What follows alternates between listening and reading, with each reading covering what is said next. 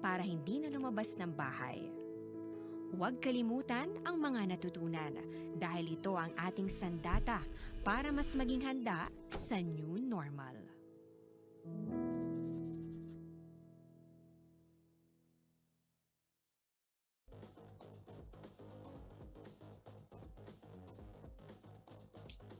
May pagkatmanapon Pampanga, magandang hapon Central Luzon.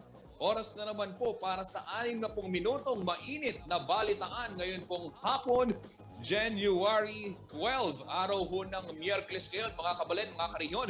At kumusta ho kayo? Naway nasa mabuti ho kayong kalagayan sa mga oras na ito. Alam niyo ho, hindi ho biro itong binabantayan ho nating pagtaas ng kaso ng COVID-19. Kaya naman marami sa ating mga kababayan ngayon ang ika nga naninibago dahil alam naman ho natin, bahagyang nagluwag na itong mga protocol nitong holiday season. At noong Desyembre, siyempre alam naman natin, Pasko at yung pagsalubong sa bagong taon, ay naging maluwag ho yung mga protocols. Pero gaya nga ho ng nabanggit, dahil sa pagtaas ng kaso ng COVID-19, ay unti-unti na naman hong pinaghihigpit itong mga protocols na kailangang sundin ng taong bayan para ho maiwasan daw ang pagkalat ng virus o yung COVID-19 kung tawagin. Ito ho mga kabalen, mga kariyon, sa oras hong ito, samahan nyo kami dahil dadalhin namin o ibibigay namin sa inyo ito hong mga impormasyon at balita na importante rin ninyong malaman dahil ito ho ay may epekto. Lalong-lalo na ho dun sa mga manggagawa, lalong-lalo na sa mga negosyante at maging dun sa mga mag-aaral ho natin dito sa Central Luzon. May mga protocol ho o may mga bagong panukala, bagong alituntunin na dapat ho nating sundin at simulan na ho natin ang mainit na balitaan. Ito ho ang ating mga pag-uusapan ngayong araw. Gaya ho ng nabanggit ko kanina, ito ho mga protocol. Speaking of protocol, no vaccination, no ride policy sa public transportation. Ipinag-utos ho yan ng Department of Transportation sa mga biyahe sa Metro Manila. Ito ho ay applicable doon sa mga biyahe mula patungo at din Metro Manila. At mamaya ho, sasamahan ho tayo ng ating panauhin mula sa LTFRB Region 3 para ho pag-usapan yung karagdagang detalye ng balitang yan. Ito naman ho mga kabalen, mga kariyon, hindi masyadong magandang balita. Ito ho bilang ng mga nasawi doon sa malagim na aksidente isang araw matapos ang Pasko. Ito ho Lubao Road Crash Tragedy. Umabot na ho sa 8 ang bilang ng mga nasawi sa nasabing insidente at nananatili na mga suspendido ho ito hong operasyon ng bus operator na involved sa naturang aksidente. Mamaya ho bibigay namin sa inyo yung detalye rin ng balitang yan. Ito naman para sa mga mag-aaral dito ho sa Don Honorio Ventura State University, posibleng sa Marso pa raw magdaos ng limited face-to-face classes sa inyo pong paaralan. Ito ho ay matapos inanunsyo naman ng Commission on Higher Education o CHED na allowed o pinapayagan na ho yung face-to-face, limited face-to-face classes sa mga lugar na nasa ilalim ng Alert Level 3 simula ho sa January 31 o yung katapusan ng buwan. Pero dyan sa Dabsu, sa Marso pa raw ang kanilang tinitignan. At yan ay tentative pa lamang. At may mga detalye ho tayo kaugnay ng balitang yan. At ito naman ho sa Subic Bay para sa mga biyahero ho natin patungong Subic, mahigpit ring ipinatutupad ang no vaccination card, no entry policy sa loob po ng report. Ayan po ang anunsyo ng pamunuan ng SBMA upang magitan ang higit na pagkalat ng COVID-19. Yan, marami-rami ho tayong pag-uusapan. Simulan na ho natin ang mainit na balitaan. Magandang hapon, ako po si Justin Dizon at kayo ay nakatutok dito sa CLTV Balitaan. Pero bago tayo magtungo sa ating mga topic o yung mga malalaking istorya ngayon, batiin lang ho natin si ating Rebecca, nanonood ho, at si ating Narisa Sordilla Calo. Ito, laging nanonood sa atin mula sa Davao. Ayan po, keep safe everyone and God bless CLTV Balitaan. Palagi ho akong nanonood sa inyong balita, sabi ni Ma'am Narisa. O nga, natatandaan na natin si Ma'am. Ma'am, maraming salamat at kahit nasa Davao ho kayo at malayo dito sa Central Luzon, ay nakatutok pa rin kayo dito sa ating programa at hangad po namin o dasal namin ang inyong palaging kaligtasan, lalo na ho sa mga panahon ngayon. Ito ho, Simulan na natin ang mainit na balitaan. 8 na po ang kumpirmadong nasawi sa road crash na kinasangkutan ng minibus ng Roadline Transport Service Cooperative noong pong isang araw matapos ang Pasko. Opo, December 26, 2021. Matatandaang bumangga sa isang tricycle at pedestrian o yung mga naka-standby sa waiting shed sa Barangay San Isidro sa bayan ng Lubao, Pampanga ang nasabing bus. Ayon ho kay Atty. Jennifer Rodriguez, ang hearing officer ng LTFRB Region 3. Isa ho sa 4 na kritikal na pasahero ng bus na naisugod pa sa Jose Bilingad Memorial General Hospital ang nasawi. Kaya nga umakyat na ito sa bilang na 8 o itong 8 na yung all-accounted casualty sa nasabing road crash. Hindi po makakabiyahe ang nalalabing 17 units ng Roadline Transport Service Cooperative sa ilalim ho o matapos ho yung ipataw itong suspension, preventive suspension, matapos pong ipataw yan ng LTFRB. Bate ho sa unang hearing na nangyayari sa unang linggo ng taon, kinakailangan maipresenta po ng operator ng bus ang maayos na pag-claim sa death insurance benefit ng mga pamilya ng nasawi at maging itong mga pasaherong sugatan sa naturang aksidente. Bukod pa sa roadworthiness inspection sa 17 bus units, kailangan din umanong ma-account ng kooperatiba ang kanilang mga tsuper na pumapasada upang matiyak na hindi lamang ho ay yung mechanical inventory, kung tawagin, o yung mga bus nila ang roadworthy, kundi maging yung mga professional na driver nito.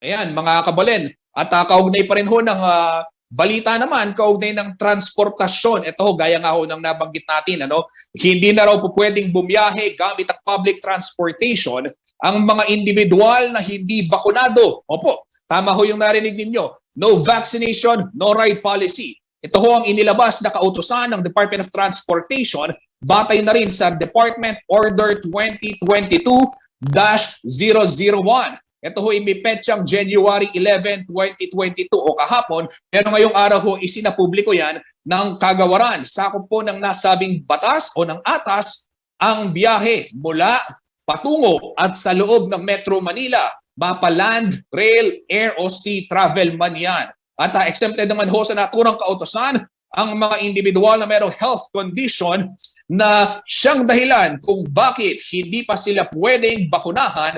At yung mga bibili ho ng essential goods, pwede ho kayong mag-travel basta meron ho kayong sapat na dokumento mula sa inyong mga opisyal ng barangay. At para ho pag-usapan pa ang karagdagang detalye ng balitang yan, makakasama ho natin ngayon sa ating programa si Attorney Jennifer Rodriguez, ang hearing officer po ng Land Transportation, Franchising and Regulatory Board, Central Luzon o LTFRB Region 3 para hubigyan tayo ng karagdagang detalye. Magandang hapon po, Attorney Rodriguez, and welcome po dito sa ating programang CLTV Balitaan. Magandang hapon din po. Magandang hapon po sa lahat ng mga nakikinig at nanonood. Opo. Ma'am, ito hong department order ng DOTR, ng Department of Transportation. Ito ho ay naibaba na sa inyong tanggapan? Yes po, naibaba na po. Actually, meron na po kaming memorandum circular na binaba po ang LTFRB Central Office, which will be effective tomorrow, just 10. Okay? Nakasaad dito sa memorandum circular na to na no vax, no ride policy tayo. However, it only cover those PUVs in NCR and those PUVs entering NCR. Opo. So dito sa atin sa Central Luzon, ma'am, mahalagang malaman ng ating mga kababayan dahil maraming biyahe dito sa ating rehiyon ang patungo sa Metro Manila o sa National Capital Region. Ma'am, paano ho ipatutupad ng mga bus terminal o mga bus company ito, syempre sa under the supervision po ng inyong tanggapan upang matiyak nga na magiging epektibo itong department order na inilabas ng DOTR? Ganito po, magtatalaga po tayo ng may mga transport marshal naman po sa mga terminal, Justin. Para tignan or i-check na talaga at itong mga drivers or conductors or mga bus company ay talagang napapasakay lang na mayroong mga pasahero na may vaccine. mag-a-assign din tayo ng enforcers from the LTFRB Region 3 to make random po sa mga terminal ng mga buses papuntang Metro Manila. Ganun po ginagawa. Opo. To make sure. Ma'am, batay... So, Yes, go ahead, ma'am. Opo. yes, yun po. Okay. Opo, ma'am, gaya nga ng nabanggit niyo, ayan, may mga magbabantay ho. At batay dito sa DO na inilabas ho ng DOTR, ito ho ay hindi pagbebentahan ng ticket. Tama ho ba? Yung mga hindi makapagpapakita ng vaccination card. May mga nagtatanong ho, kailangan ho ba original copy ng vaccination card ang ipakita ho nila doon sa mga ticketing office o di kaya naman sa konduktor? Yes, kailangan po, dapat mo, original yung vaccination card at meron din dapat pong ID na nagpapatunay sa kanya ang vaccination card. Pangalawa, may mga exemptions naman po tayo, Justin. Ano po yung ngayon? Unang-una is you are medically impossible. Parang it's a risk for a person to get vaccinated. Yeah. As medical certificate issued by a health professional or your doctor. Second is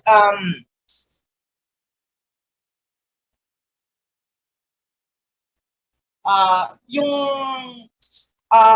will procure or pupunta ka sa isang essential na lugar o essential na gawin mong transactions like dental ka, magpapa-check up, gano'n. Pero dapat meron din tayong permiso from our barangay na patunay na talagang pupunta ka sa isang essential na activity. Opo. Ma'am, ito ho, kunwari meron tayong isang kababayan manggagawa sa Maynila, lingguhan, sabihin na natin ang kanyang luwas o di kaya naman ay arawan o every other day at hindi pa siya nakukumpleto yung kanyang bakuna. Ibig sabihin, nakaka-first dose pa lamang o baka naman wala pa rin bakuna. Sa iba't ibang dahilan, pwedeng nung una nag-alinlangan siya o di kaya naman nung schedule niya wala nang available pala. Ano ho yung magiging pakikitungo ho ng mga bus terminal and bus company sa ganitong sitwasyon under ho sa mandate ng TFRB at ng DOTR? Yes, as per dito po sa aming memorandum circular, ang mga ganyang kaso po ay hindi pa po considered as fully vaccinated. So, malungkot man tong sabihin, hindi po sila pwedeng pasakayin. Ano po ba ang fully vaccinated na sinasabi natin? Ito po yung pero naka 2 weeks ka na after your second dose of vaccine. If it was Pfizer or Sinovac, or 2 weeks after the date kung yung first dose talaga. Yun ang nakalagay sa aming memorandum circular to be considered as a fully vaccinated individual. So kung naka-dose pa lang, pasensya na po, hindi po yan considered as fully vaccinated individual, hindi po tayo pwedeng pasakayin. Opo. Ma'am, hindi ho ba pwedeng gawing pwedeng in the absence of the fully vaccinated o yung fully vaccination card no na nagpapatunay nga na fully vaccinated ka, hindi ba pwedeng kunwari negative result ng RT-PCR o antigen within 48 hours kung sakaling may importanteng laka o may trabaho na kailangang atendan yung isa nating kababayan dito sa rehiyon diyan sa may National Capital Region? Pwede naman po, pwede naman. Kung essential naman po ang kanyang gagawin sa NCR, except po siya sa pagkakaroon ng vaccination card as per dito sa memorandum natin. Basta magpatunay lang po siya, magbigay lang po siya ng mga patunay na talagang essential worker po siya. Pwede po siya. Okay. Okay. Ma'am, ito naman bilang panghuli, ito ho ay siyempre gaya nga ho ng nabanggit ninyo, binabantayan ng inyong tanggapan yung magiging implementasyon ho nitong nasabing department order na ito. Ano ho yung pwedeng kaharapin ng mga bus operators na magsasakay? Siyempre alam naman ho natin, no? Kita pa rin yan. Kahit sabihin walang vaccination card, o sige, padaanin na natin, pasakayin na natin kasi quota para maabot natin yung number of passengers. Wag naman sana kung sakali. Pero ano ho yung pwede nilang kaharapin once mahuli ho sila na hindi nagpapatupad ng ganitong alituntunin? Oo, Justin, maganda yan. Ang mahuhuli po namin na hindi nagpapatupad sa mga alituntunin ng LTFRB, lalo na po dito sa bagong labas memorandum circular tungkol sa no right policy, pwede po silang ma-penalize ng 5,000 because it is considered as a violation of the terms and conditions of their franchise under Joint Administrative Order 2014-01. Yun po. Okay, medyo mabigat-bigat attorney itong parusa ma'am, panghuling mensahe na lamang ho sa ating riding public at maging sa ating mga bus transport operators kaugnay ho nitong bagong order na ipinatupad po ng kagawaran ng transportasyon. Okay, pinapaalalahanan ko po ang mga lahat ng PUV operator na napapunta pong NCR na kailangan po ninyong sundin strictly ang ilalabas na memorandum circular ng LTFRB regarding sa no vax, no ride policy. Kung kayo po ay aming mahuhuli na hindi nyo talaga hindi nyo sinusunod ang aming direktiba, pwede kayong mag-focus order at mapatawa ng karagdagang penalty. At sa mga riding in public, sa mga commuters po, tulungan nyo po kami na mag-report dito sa opisina. Kung mayroon po kayo nakitang PUV operator na papuntang Manila na nagpasakay ng hindi bakunadong tao at hindi nagbigay ng karampatang dokumento na siya is essential worker, maaari lang po na magsumbong po kayo sa amin through our official Facebook page po, LTFRB Region 3, or in our official email address po. Yun po. Okay. Maraming salamat po, Attorney Jennifer Rodriguez, ang hearing officer po ng LTFRB Region 3. At mga kabalan, gaya nga ho na nabanggit ni Atty. Rodriguez, pwede ho kayong bumisita dyan sa kanilang Facebook page, LTFRB Region 3, at makikita po ninyo yung hotline na pwedeng tawagan o di kaya naman ipadalahan ng mensahe kaugnay ho nitong department order na ito. Thank you very much po, Atty. Rodriguez, at mag-iingat ho kayo lagi. Thank you very much, Justin. Stay safe. Okay, mga kariyon, narinig po natin si Atty. Rodriguez ng LTFRB. Sa atin ho pagbabalik, tatalakayin naman ho natin ito hong home care system na ipinatutupad sa lungsod ng Angeles. Ito ho yung bagong sistema ng pagmamonitor sa mga COVID-19 suspect o yung mga nagpa-positive na merong mild, moderate at maging yung mga asymptomatic o yung mga walang sintomas dahil naabot na nga yung herd immunity sa nasabing syudad. Pag-uusapan din ho natin itong no vax, no entry policy. Saan naman? Sa Subic Bay, sa Subic Freeport Zone. Huyan sa pagbabalik ng CLTV Balitaan. Ang wasto at regular na paghuhugas ng kamay ay ang pinakamabisang paraan para makaiwas sa COVID-19. Sundin lamang ang mga simpleng hakbang. Hugasan ang inyong mga kamay gamit ang sabon at tubig. Kuskusin mabuti ang inyong mga kamay. Magsimula sa palad hanggang sa pagitan ng mga daliri at likod ng kamay. Gawin ito sa loob ng 20 segundo. Panlawang mabuti ang inyong mga kamay at patuyuin ito gamit ang malinis na tuwalya. Laging tandaan, ang tubig ay sandata laban sa COVID-19. Ugaliing maghugas ng kamay sa wastong pamamaraan. Ang paalalang ito ay hatid sa inyo ng Prime Water.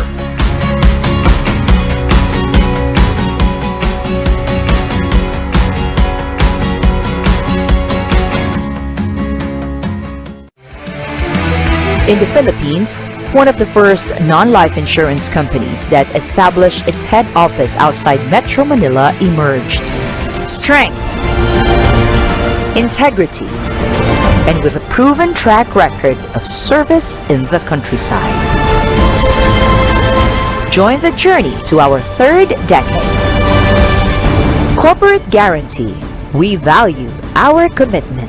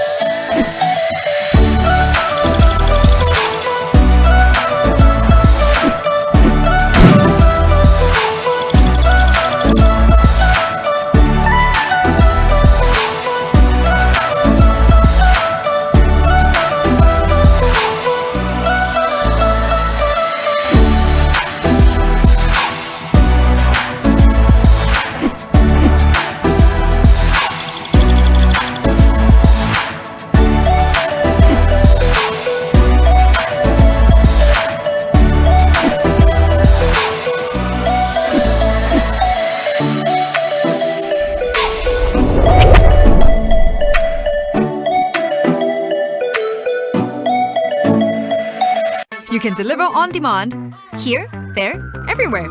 From the near to the far away, from wherever you are to wherever this is. Deliver to more destinations locally without ever expanding reach. Download the Lala Move app.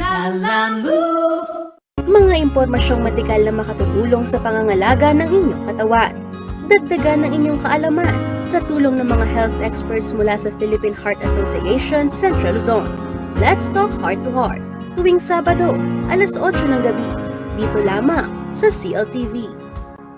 Sasailalim sa Alert Level 3 mula January 9 hanggang 15 ang mga sumusunod na lalawigan sa gitnang Luzon: Pampanga, Angeles City, Olongapo, Zambales.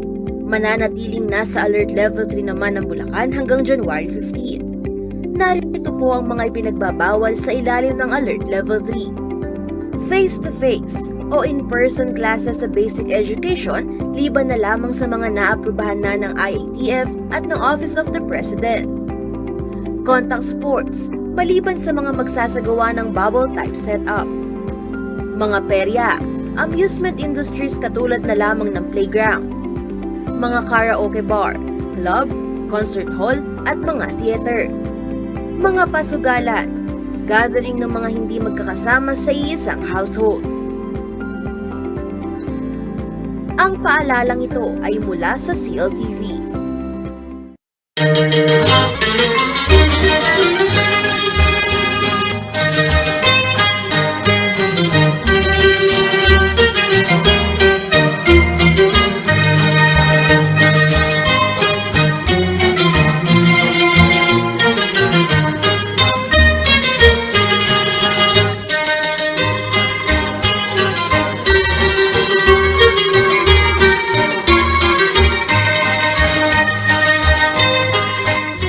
Magandang araw, Maya Payaldo. Naimbag nga aldaw mga Tarlakenyo. Mapapanood ang Central Luzon TV36 sa Tarlac sa pamamagitan ng ating cable partners. Concepcion Pay TV Network Incorporated Analog Channel 66. High-Tech Cable TV Incorporated Analog Channel 75 at Digital Channel 71. Leal Cable TV Network Incorporated Analog Channel 36. Central Luzon Cable Television Network Analog Channel 66.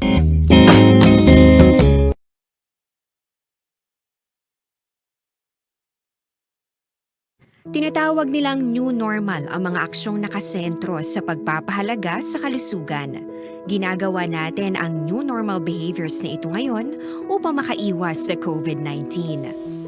Pero kung tutuusin, marami sa mga hakbang na ito ay mga kaugalian na ating natutunan at dapat ginagawa noon pa man. Makakatulong ang mga ito sa pag-iwas sa anumang sakit. Tulad ng paglilinis ng kamay, tinuro sa atin simula pagkabata na maghugas pagdating sa bahay, bago kumain at pagkagamit ng palikuran. Sa panahon ngayon, dapat mas madalas na ang paglilinis ng kamay. Bukod sa paggamit ng tubig at sabon, maaaring gumamit ng alcohol-based hand rub o sanitizer kahit nasan ka man. Kapag naglilinis ng bahay, kailangang mas dalasan ang pag-disinfect ng mga bagay na palaging hinahawakan. Makakagawa ng pang-disinfect gamit ang ordinaryong bleach na panglaba. Maghanda ng isang parte ng bleach at ihalo ito sa 9 na parte ng malinis na tubig. Kung hindi naman emergency, hindi na kailangan pumunta pa sa doktor dahil sa telemedicine. Kapag nahihirapan sa paghinga at iba pang malalang sintomas ng sakit, agad na kumonsulta sa doktor. Maaari ding tumawag sa Barangay Health Response Team o BHERT. Huwag kalimutan ang mga natutunan dahil ito ang ating sandata para maging handa sa new normal.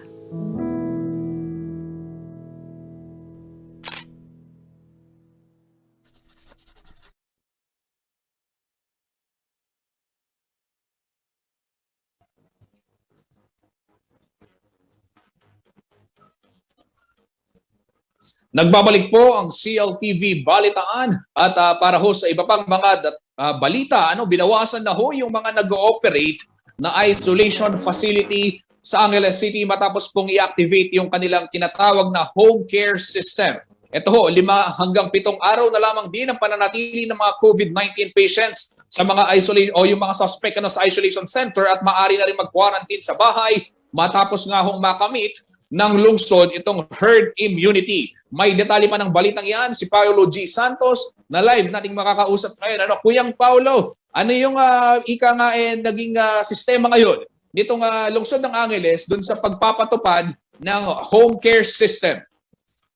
Kuya Justin, sa ilalim nga nitong guidelines ng IATF, na kung saan binawasan, Kuya Justin, yung isolation day dito sa mga vaccinated na tatamaan ng COVID-19 na naglalaro na lamang ito sa 7 hanggang 10 araw, Kuya Justin, yung pag-isolate sa kanila basta't fully vaccinated. At pupera na lang, Kuya Justin, itong mga medical frontliner naman na sa atas na rin ng DOH na mas mababa pa yung kanilang pag-isolate. 5 araw na lang ang ipinagkakaloob naman ho dito sa mga medical frontliner na fully vaccinated.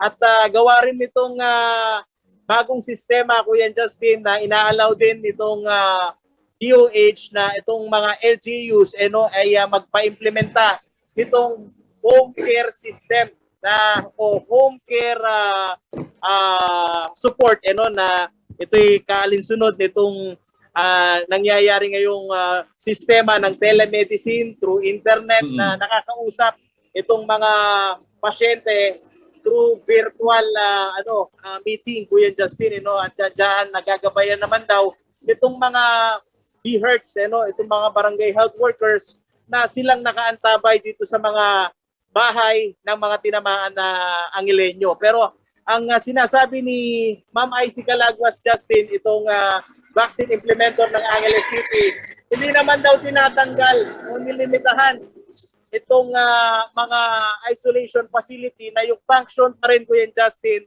para dun naman sa mga indigent Angelenyo na walang kakayahan o yung kanilang lugar, Kuya Justin, hindi naman akma na doon sa panuntunan ng DOH na kailangan yung espasyo mas maluwag at yung CR, comfort room, isa ho yan sa dapat hindi shared yung comfort room. So, yung mga isolation facility, Kuya Justin, 3 hotel, yan daw fully operational pa rin na may na 100 bed. So kung tinatanong mo naman ako, may bayad ba yan? Yun kung sa mga indigent, yan ho, binibigyan pa rin ho ng subsidiya ng lokal na pamahalaan. Habang yung mga may kakayahan naman daw, Kuya Justin, ay hindi na inayudahan ng pamahalaan yun at magbabayad na yung mga mamimili ng accommodation na mas maganda, Kuya Justin. Ayan mga kabalin, yung binabanggit ni Kuyang Paulo, yung mga kababayan ho natin na pwedeng mag-isolate sa bahay, pinapayagan na. May mga requisitos ho yan, batay na rin sa mandato ng Kagawaran ng Kalusugan, kabilang nga ho dyan yung pagkakaroon ng sariling kwarto, sariling banyo, o kaya conducive for home isolation ang inyong bahay. May panuntunan ho dyan. At gaya nga nang nabanggit, kung hindi kaya, lalong-lalo na ho doon sa mga kababayan ho nating sabihin na natin salat sa buhay, yung naman sa kanilang mga tahanan ay magkakasama sa kwarto o iisa lamang ang banyo. Meron hong bukas na isolation facility ang lungsod ng Angeles. Gaya ho nang nabanggit, 3 hotel, Kuyang Paulo, at merong 100 o 150 bed capacity yan. Pero ito, Kuyang Paulo G, itong mga barangay officials natin, kumusta yung kanilang implementasyon? Kasi sinasabi mo, inaalalayan ng barangay health officers, o yung BERTs, kung tawagin, yung emergency response team ng kada barangay, itong mga nagpo-positibo sa COVID-19. At kumusta yung sitwasyon sa ground matapos lang ipatupad yung ganitong klaseng sistema? Kuya Justin, dito naman sa ilang mga barangay official na ating nakakausap, dito sa Angeles City, particular na itong business district ng Angeles, itong Malibago, sa pananaw ni Barangay Captain Tony Mamak, mas maigi pa rin talaga na magkaroon ng isolation facility. Kaya meron silang inisipa na magtayo ng covered court na isolation maiiwas itong kanyang mga constituent at hindi rin nakikita niya na ideal yung granular lockdown na sabihin na daw natin, Kuya Justin, na may 7 hanggang 5 katao sa isang sitio na tamaan ng COVID-19 at kung ilalak ilang mga household na papakainin ng barangay. Kaya mas maigi na lang kunin yung tinamaan ng COVID-19 at idala sa isolation facility. Pero isang hamon, Kuya Justin, kasi yung proseso daw ng pagbabantay at dahil nga limitado yung tauhan ng barangay na babantayan mo yung isang residente kung sila ilalabas at hindi. Kaya isa rin yun sa nakikita-kita nila, Kuya Justin, na mas epektibo pa rin talaga na may isolate ito sa isang pasilidad na may titingin ng 24 oras. At ang nakikita-kita naman nila yung development dito dahil nga nalimitahan na lang sa bilang na araw, tingin nila, Kuya Justin, kaya naman nilang patakbuhin itong mga maliliit na isolation facility basta susuportahan ng lokal na pamahalaan. Kuya Paolo, itong mga binawasang isolation facility, kabilang dito yung mga dating yung paaralan na ginawang isolation facility, hindi na nag-ooperate as isolation facility ngayon, tama ba? Kuya Justin, itong Angeles City College, o City College of Angeles, ayan hindi na muna operational bilang quarantine facility dahil pinaghahanda na rin ngayon ng lokal na pamahalaan ng Angeles na yung face-to-face o limited face-to-face para dito sa mga mag-aaral na Angelenyo.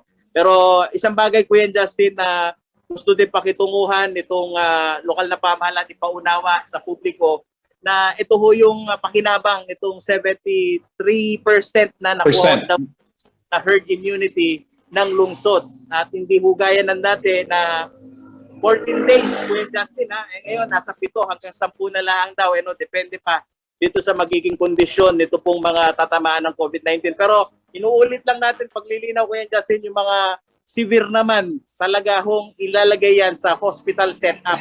At base sa atas ng DOH, nasa 21 days na maka-quarantine itong mga severe case ng COVID-19. Kuya Justin. Okay, maraming salamat, Paulo G. Santos, para sa iyong ulat at mag-iingat kayo palagi ni paring Johnny. Ayan mga kabalen, mula sa lungsod ng Angeles, tumungo naman tayo sa may Subic Bay Freeport Zone kung saan paunawa sa mga babiyahe patungong Subic. Ipinatutupad na rin ng SBMA no vaccination, no entry policy sa nasabing Freeport. Paraan daw ito upang hindi na lumobo pa ang bilang ng tinatamaan ng COVID-19 sa nasabing lugar. Narito po ang detalye ng balitang yan.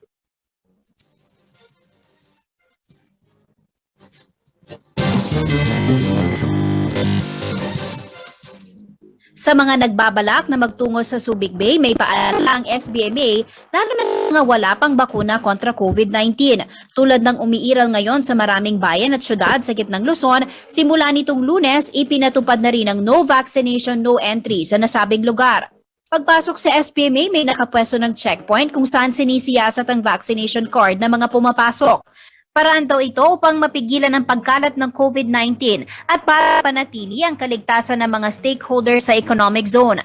Ayon kay SBMA Chair at Administrator Wilma Aisma, isa lang daw ito sa striktong ipatutupad ng Subic Agency. Matapos isa ilalim ng IATF ang Olongapo City at lalawigan ng Zambales at 11 pang lugar sa bansa under Alert Level 3 na nagsimula nitong linggo.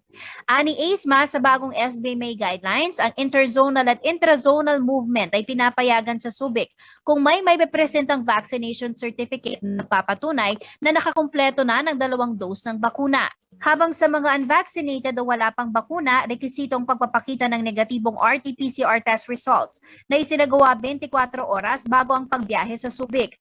Mula sa 0 cases itong Christmas holidays, nasa 36 ngayon ang aktibong kaso sa Subic. Nakaalarma raw ang bilang na ito na naitala lamang sa loob ng 2 linggo. Kaya naman pinahigpit ang border controls at ipinagbawal na rin ang mga aktibidad na maaring maging dahil pa ng pagkalat ng virus.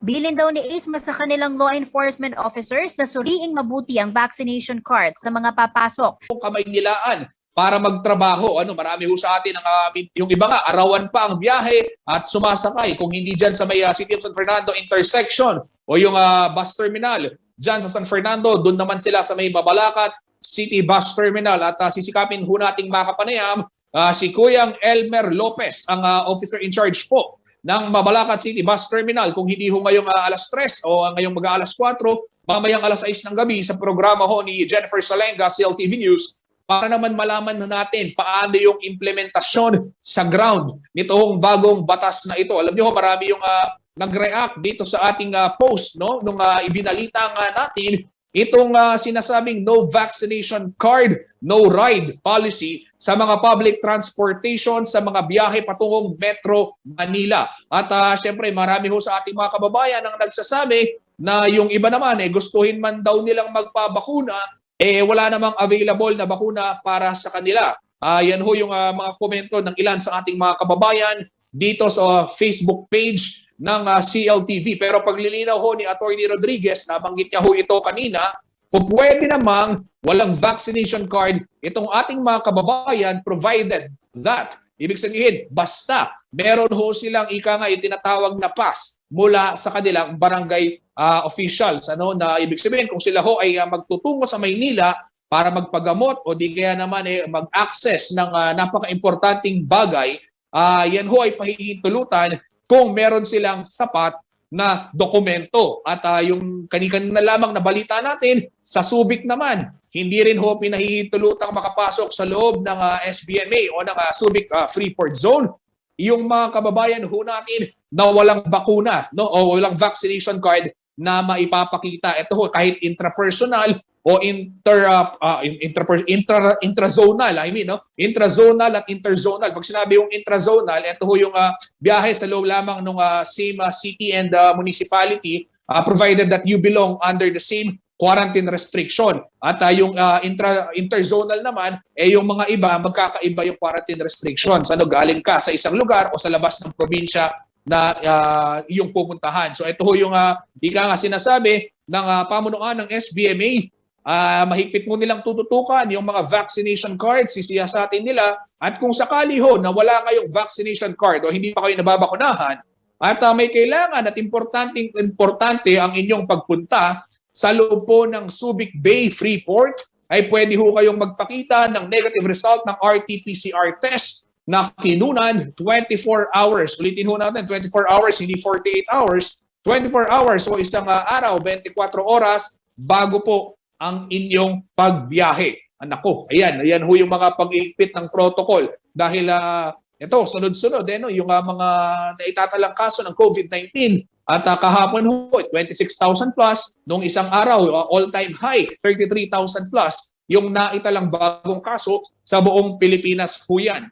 Sa pagbabalik ho ng CLTV Balitaan, talakayin naman ho natin, ito hong ginagawang paghahanda ng Don Honorio Ventura State University para hold sa limited face-to-face classes dahil pinayagan na ho ng Commission on Higher Education o CHED yung pagdaramos ho ng face-to-face o limited face-to-face classes sa mga lugar na nasa ilalim ng Alert Level 3. Kasama ho dyan ang Pampanga simula January 31. Pero ang DABSU, isa sa mga pinakamalaking pampubliko o baka nga ang pinakamalaking pampublikong pamantasan dito ho sa Pampanga at isa sa pinakamalaki sa Central Luzon, ay posibleng Marso na raw sila magsimula. At kung bakit yan ho yung ating malalaman maya-maya lamang.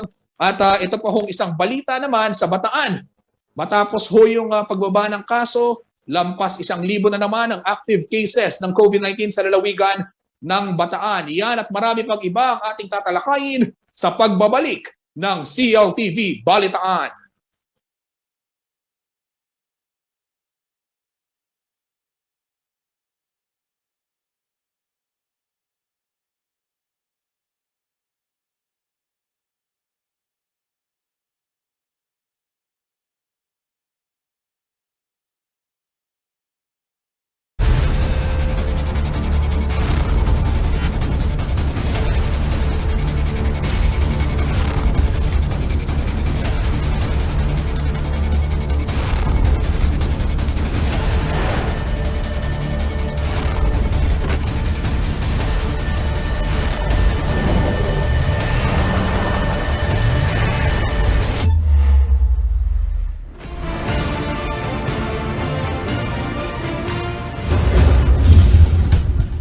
can deliver on demand on any vehicle, from motorbikes to trucks, from city sedans to spacious vans.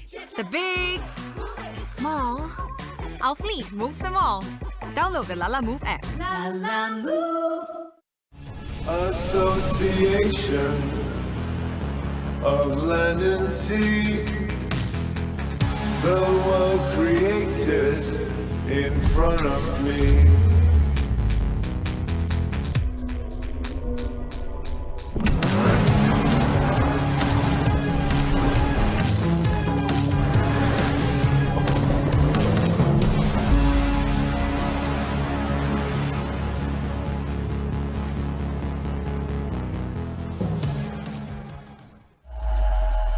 Next on Business Unusual.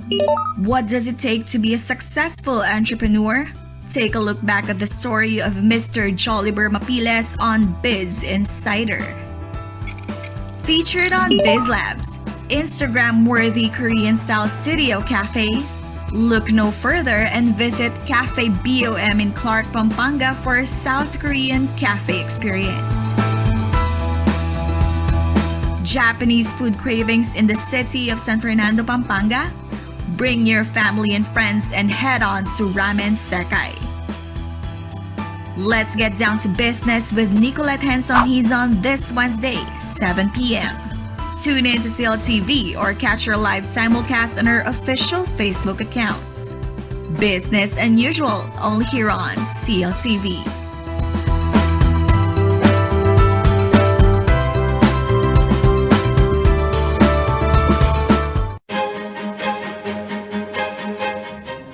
Sa most development-oriented talk or discussion program, ang pinili ni na Scott Ista ay ang, so to speak, COVID-19.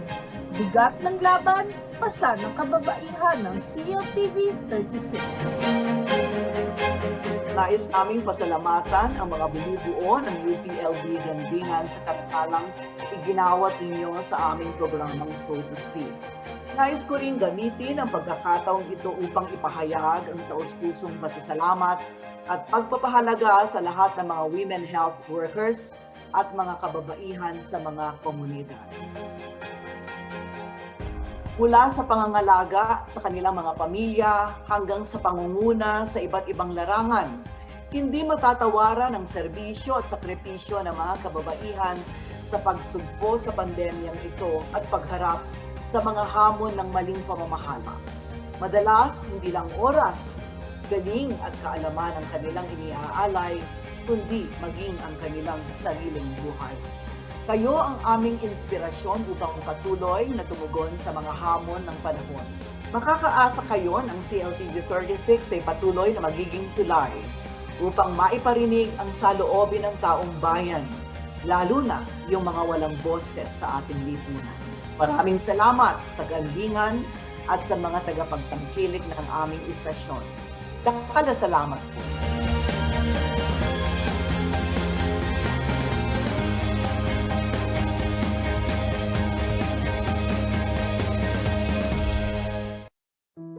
Welcome back! Kung may pagbabago sa inyong mga bahay, mayroon din dito sa ating pinagtatrabahuhan. Una, kukuhaan kayo ni Manong Guard ng inyong temperatura. Kapag mataas ang inyong temperatura at may iba pang sintomas, kailangan kayong matingnan sa ating klinik o ipadala sa pinakamalapit na health center o pauwiin kung may sakit. Siguraduhing malinis ang mga kamay bago pumasok sa pinagtatrabahuhan. Ugaliin ang pag-sanitize ng kamay. Bukod sa face mask, maaaring humingi ng pang-disinfect na panglinis ng inyong workstation sa admin. Panatilihin ang physical distancing at all times. Kapag may meeting o diskusyon, iwasang gawin ito sa masikip at maliit na lugar. Siguraduhin na may tamang ventilasyon at limitahan ang bilang ng mga tao sa meeting room. Sundin ang 1 meter rule sa physical distancing. Masarap man magkwentuhan tuwing break, iwasan na magtagal o magsabay-sabay at dapat mayroon pa ring physical distancing. Kung hindi maganda ang pakiramdam o may sintomas ng sakit, manatili sa bahay at abisuhan ang pinagtatrabahuhan upang sila rin ay makagawa ng mga hakbang. Huwag kalimutan ang mga natutunan dahil ito ang ating sandata para maging handa sa new normal.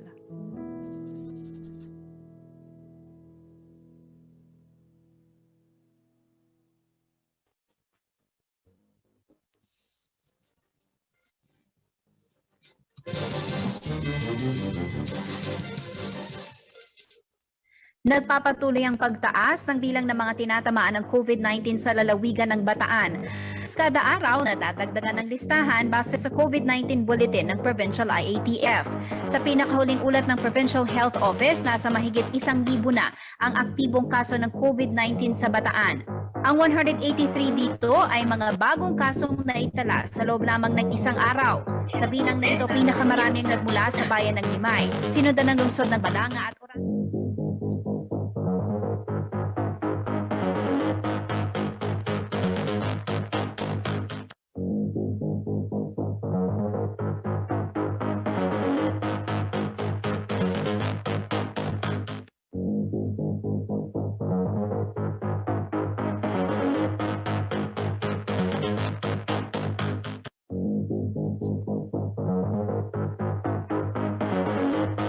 Ayan mga kabalin, mga karihon, ito ho, nagpapalik ho ang CLTV Balitaan at silipin muna ho natin itong bilang ng mga COVID cases sa iba't ibang lalawigan sa Central Luzon.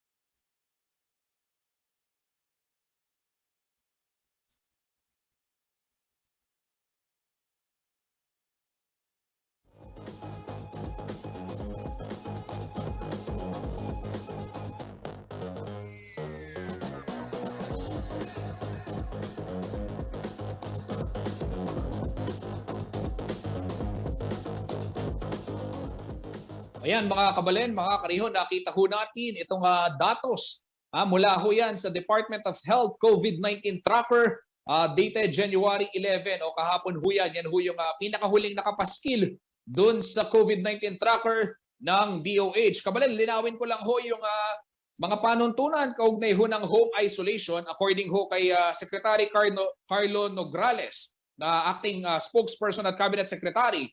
Ang home isolation ay papayagan lamang kapag una, hiwalay ang inyong kwarto sa ibang mga miyembro ng pamilya. Pangalawa, kapag may sariling banyo ang kwarto. At pangatlo, kapag walang kasamang matanda, bata o may comorbidity. Yan ho ang pahayag ni Secretary Carlo Nograles kaugnay ho ng opsyon para sa home isolation. Samantala, tumungo naman ho tayo sa lalawigan ng Bataan kung saan lumampas na sa 1,000 ang bilang ng aktibong kaso ng COVID-19. Ang ilang Bataenyong hindi pa bakunado patuloy pong hinihikayat ng provincial government na magpabakuna upang maprotektahan ang sarili pati na rin ang pamilya at mga kasama sa bahay laban sa malalang epekto ng COVID-19 sa pangangatawan. Narito pong detalye ng balitang yan.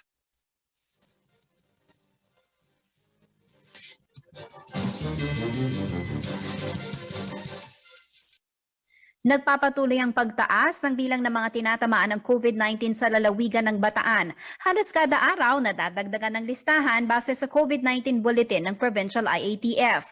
Sa pinakahuling ulat ng Provincial Health Office, nasa mahigit 1,000 na ang aktibong kaso ng COVID-19 sa Bataan. Ang 183 dito ay mga bagong kasong naitala sa loob lamang ng isang araw. Sa bilang na ito, pinakamarami ang nagmula sa bayan ng Limay, sinundan ng lungsod ng Balanga at Orani. Lahat ng bayan at syudad sa Bataan may aktibong kaso na. Iniulat ni Governor Albert Garcia ngayong Martes na nangunguna ang Balanga City sa talaan ng mga may aktibong kaso sa pagkakaroon ng 258 na kaso.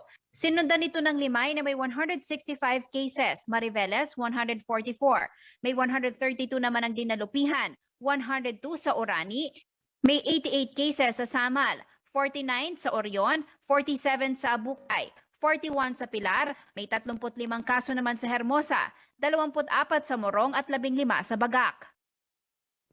Nasa 30,646 na ang kabuang bilang ng mga nagpositibo sa COVID-19 sa lalawigan. May 3 ring naitalang nasawi sa araw na yon dahil sa naturang virus. Nasa ilalim ng Alert Level 3 ang lalawigan na tatagal hanggang January 15. Kaugnay ng patuloy na pagtaas ng bilang ng mga naitatalang kumpirmadong kaso ng COVID-19 sa lalawigan, naglabas ang Bataan Provincial Task Force Against COVID-19 ang Resolution No. 49 na nagsasaad ng mga karagdagang alituntunin para sa mga Bataenyong hindi pa bakunado. Layo na nasabing resolusyon na bigyang proteksyon ang mga hindi pa nababakunahan mula sa panganib na maaring maidulot ng virus sa kanilang kalusugan. Patuloy pa rin hinihikayat ng provincial government ang mga may alinlangan pa sa bakuna na huwag nang palampasin ang pagkakataon na protektahan ng sarili, lalo na ngayong nakapasok na sa ating bansa ang mas mabilis na nakahawang Omicron variant. Hinihingi naman ni Governor Garcia sa mga Bataenyo ang malawak na pangunawa at pakikisa sa kanilang layunin na makamit daw ang maginhawang pamumuhay ng mga Bataenyo. Samantala, nauna nang ipinag-utos si Pangulong Rodrigo Duterte sa mga barangay captain na pigilan ang paglabas ng mga individual na hindi bakunado para sa kanilang kaligtasan. Jennifer Salenga, CLTV News.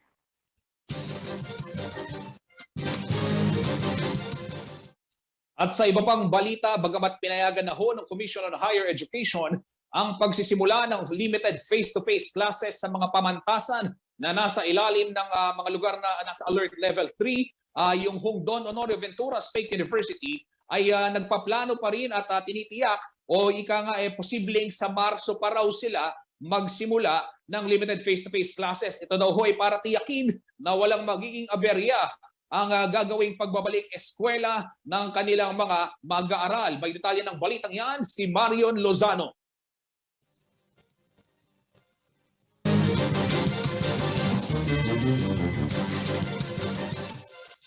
Sa kabila ng muling pagtaas ng bilang ng mga nahahawa ng COVID-19, patuloy ang paghahanda ng iba't ibang learning institutions para sa limited face-to-face classes. Pero ang Don Honorio Ventura State University sa Pampanga, posibleng sa Marso pa umano simula ng pagbabalik silid-aralan ng kanilang mga estudyante. Ang ating first semester end is January 31, no? Kaya hindi pa tayo hindi pa tayo magkakaroon ng limited face-to-face classes. Planning pa lang 'yan. Titignan natin kung ano yung magiging alert level status uli ng province coming March, yung second sem natin. And by that time, we have plans naman on how to conduct this limited face-to-face. Ayon kay Jason Magat, ang Public Information Officer ng DABSU, kabilang sa kanilang ginagawang paghahanda ay ang pagkonsulta ng kanilang Crisis Management Committee sa local IATF, pagsasaay sa setup ng kanilang mga physical facilities, at pagbabakuna sa kanilang mga mag-aaral at empleyado. Umabot na raw sa 90% ng kanilang mga mag-aaral ang fully vaccinated at halos 100% naman sa kanilang mga empleyado. Dagdag pa ni Magat, hihingin muna nila ang opinyon ng kanilang mga estudyante bago isagawa ang limited face-to-face classes. Ang DABSU, we are closely coordinating and securing the consent of our students. Hindi kami gagawa ng desisyon ng hindi sila nakakonsult. No? Kaya nagkakaroon kami ng mga survey. Nagpapasurvey kami sa kanila kung payag ba sila na magkaroon ng limited face-to-face or what. Ganon. Hindi kami pwedeng magdesisyon ng kami-kami lang. Maaari raw magsimula ang limited face-to-face classes sa susunod na semester para sa mga degree programs na nangangailangan ng mga laboratory works gaya ng engineering at hotel and restaurant management. Maglalabas din umano sila ng advisory sa DABSU PIO Facebook page ukol sa magiging desisyon ng paaralan hinggil sa pagsasagawa ng limited face-to-face classes. Samantala, sa COVID-19 Advisory Number 9 na inilabas ng Commission on Higher Education o CHED nitong January 10, nakasaad na magsisimula na sa January 31 ang Phase 2 ng limited face-to-face classes sa lahat ng degree programs na nasa Alert Level 3, habang maaari nang simulan ng pagsasagawa ng limited face-to-face classes anumang araw sa mga lugar na nasa ilalim ng Alert Level 2. Ang Phase 1 ng limited face-to-face classes ay sinimula noong Disyembre para sa mga paaralan na nasa Alert Level 2. Ayon pa sa CHED, hindi umano required ang pagpapasa ng aplikasyon upang magsagawa ng limited face-to-face classes. Responsibilidad umano ng mga higher education institution ang pagbubukas ng kanilang mga campus base na rin sa kakayahan ng paaralan na mag-comply sa mga health and safety protocols. Kailangan din umano nilang konsultahin ng kanilang mga stakeholders ukol dito. Kinakailangan naman magsumite ng paaralan ng self-assessment checklist at notarized affidavit of undertaking sa CHED Regional Office bago simulan ang pagsasagawa ng face-to-face classes. Maaari namang suspindi ng Crisis Management Committee ng paaralan ang limited face-to-face classes kapag nagkaroon ng pagdami ng kaso ng COVID-19. Marion Lozano, CLTV News.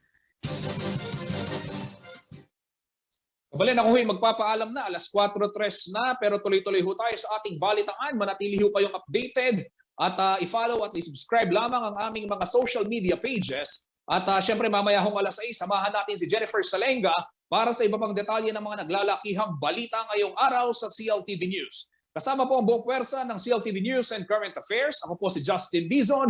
Ito ang CLTV Balitaan, Karehiyon, Kabalid. Mag-iingat po tayo palagi at maraming salamat po.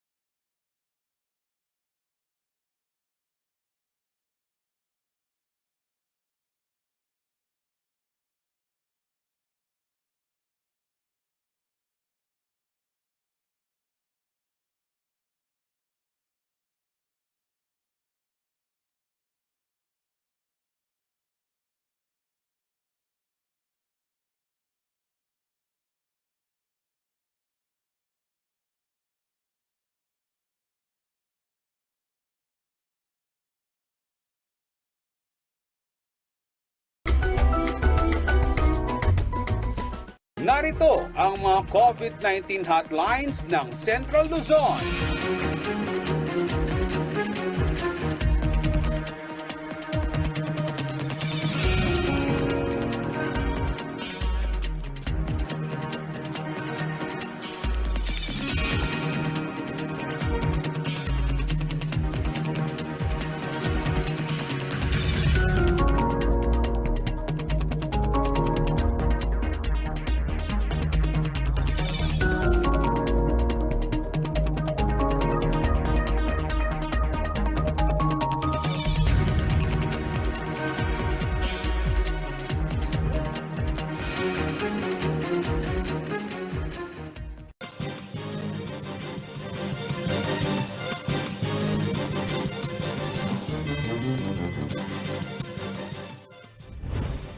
Narito na ang mga malalaking balitang Central Luzon ngayong araw.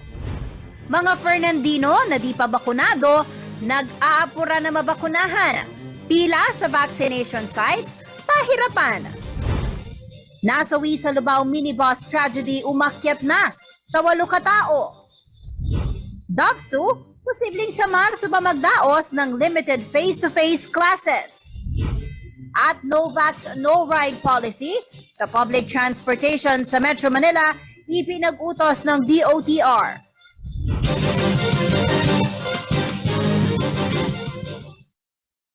Magandang gabi ka rehiyon. Ako po si Jennifer Salenga. Oras na para sa mga may init na balitang Central Luzon.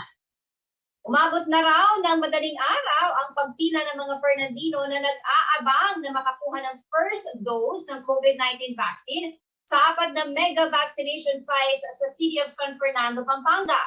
Ayon po sa mga nagpapabakuna, napipilitan ngayon silang makihabulan sa pila dahil sa umiiral na no vaccination, no entry policy sa ilang komunidad. May balita si Paulo G. Santos.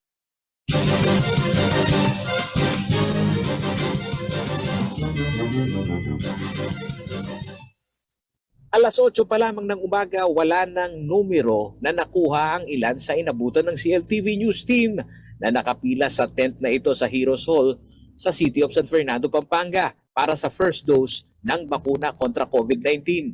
Ang nangangalakal na si Mang Leonie Balahadja, kahit wala ng numero na nakuha, nagbabaka sakali siyang may mag-back out dahil ang kanya umanong kabuhayan na palipat-lipat ng komunidad, hindi na niya nagagawa dahil di pa siya nababakunahan. Kayo pumunta ho dito anong oras ngayon? Ano na lang po ngayon na lang po alas 7 dahil malayo-layo pa yung galing namin. So alam ho ba ninyo na may cut-off system din ho dito? Alam po namin. So, magbabakasakali na lang ho kayo ngayon? Oo, nagbabakasakali po kami na maabutan po kami. Sana po hindi naman po ganun kahigpit na dahil pag wala po talaga pang vaccine hindi mo daw makakalusot sa bari-bari. Katwiran ng mga nahuhuli sa pila para sa first dose, naipit umano sila sa hanap buhay kaya hindi sila kaagad nakapagpila noon kahit na ang kanilang sektor ay naihanay na para sa pagbabakuna. Katulad na lamang ni Alfredo Giling na ambulant vendor sa palengke. Kasi naghahanap buhay muna sir para sa mga bata. Pati ang pila ng mga nasa booster program, hindi maiiwasan na kahit magbigay ng cut-off, may mga senior citizen pa rin na nakabang sa inaasahan umanong pag-back out ng ilan sa mga nakapila. Isa na rito ay si Nanay Cristina Tichianco. Nagbigay ng number, oo. Hindi raw po pwede, kaya binigay niya sa akin. Sabi ko, thank you na lang ako. Wala akong number. Naawa ko sa inyo. Binigyan nila ako. Kasi pumunta ko dito wala pa gate, mga 7 o'clock. Akala ko pag walk-in, hindi naman masyadong Kaya ayun, ako nga walang number. Naghihintay lang, baka sakal daw mayroong mga deferred. Opo. Kasi konti lang kasi kanina, wala man 300 nakita ko. Akala ko pwede ako. January 12, 13, 14 ang 3 araw na na-schedule ng City Health Office ng San Fernando para sa pag-rollout ng bakuna sa 5 vaccination sites sa syudad. Sa post sa kanilang FB page, limitado at ang mauuna na magtutungo na makakuha ng numbering system sa cut-off ng mga ito ang makakapila sa bakuna mula first dose, second dose at booster shot. Ayon sa A1 source ng CLTV News, pinagsusumikapan umano ng City Health Office na makapag-roll out kahit naramdam ng vaccination team ang implikasyon ng pagtaas ng COVID-19 incident na pati ang kanilang hanay ay tinamaan nito. Kaya pati ang operasyon ng pag-roll out ay apektado. Paulo G. Santos, CLTV News. Binawasan na mga nag-ooperate na isolation facility sa Angeles City matapos i-activate ang home care system sa syudad. 5 hanggang 7 araw na lamang din ang pananatili ng mga COVID-19 patients sa mga isolation centers at maaari nang mag-quarantine sa bahay matapos makamit ng lungsod ang herd immunity. Nagbabalik si Paulo G. Santos.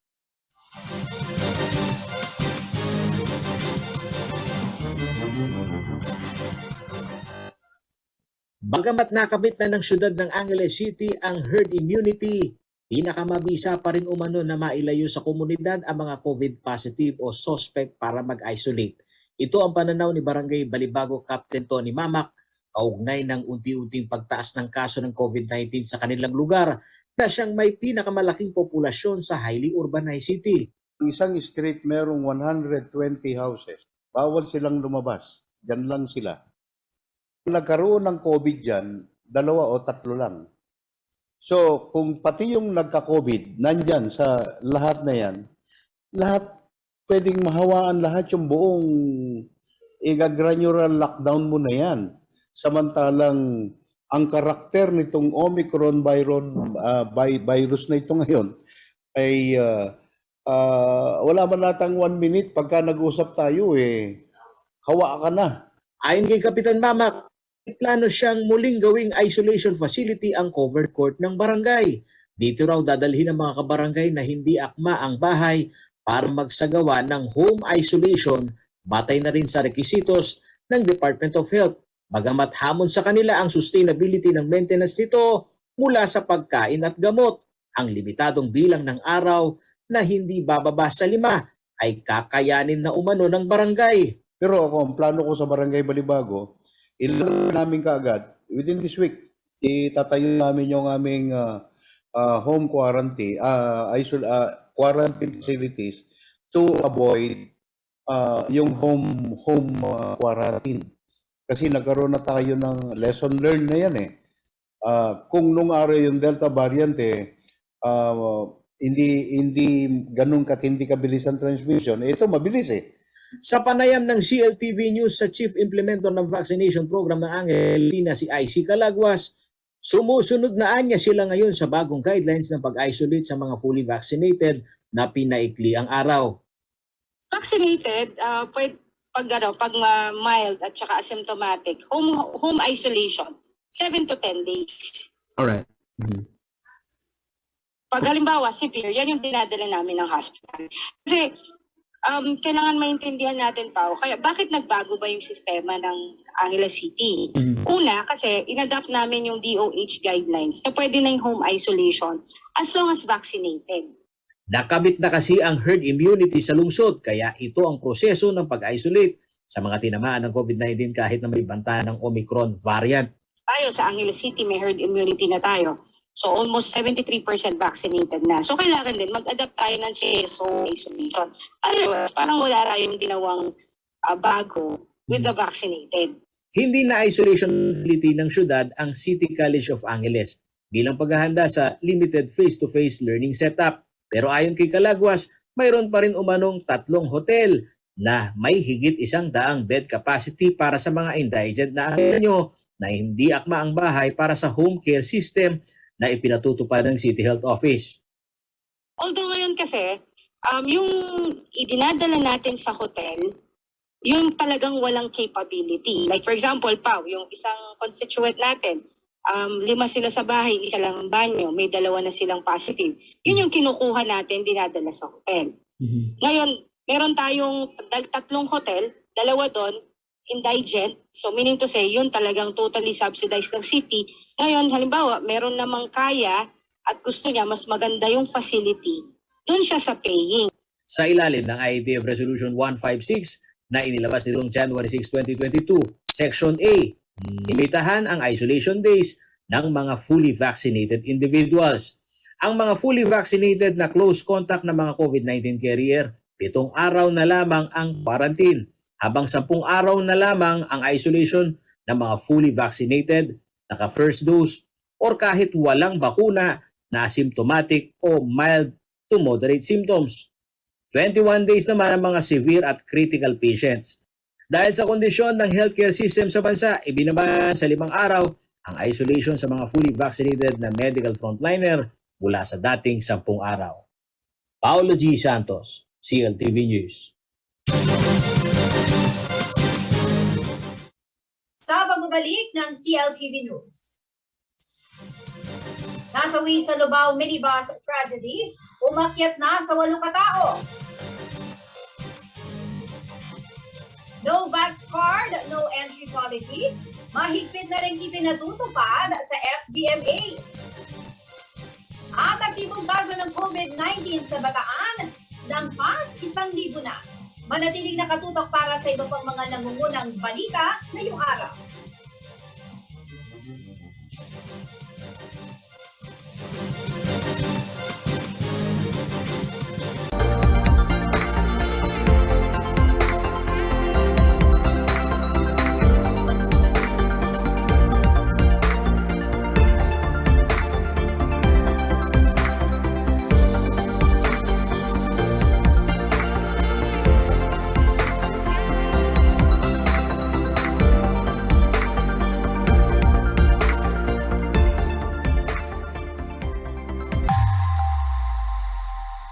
Sa haba po ng traffic sa EDSA, pabayaan ko po na umihit. Madalas po nakakaranas ako ng pananakit ng aking bewang. Ang findings po sa akin, nagkaroon po ako ng kidney stone. Dahil sa kidney care, ang problema ko sa kidney ko, solved na. Kayang-kaya ng kidney care. Ang kidney care, hindi gamot, hindi dapat gamitin panggamot sa anumang uri ng sakit.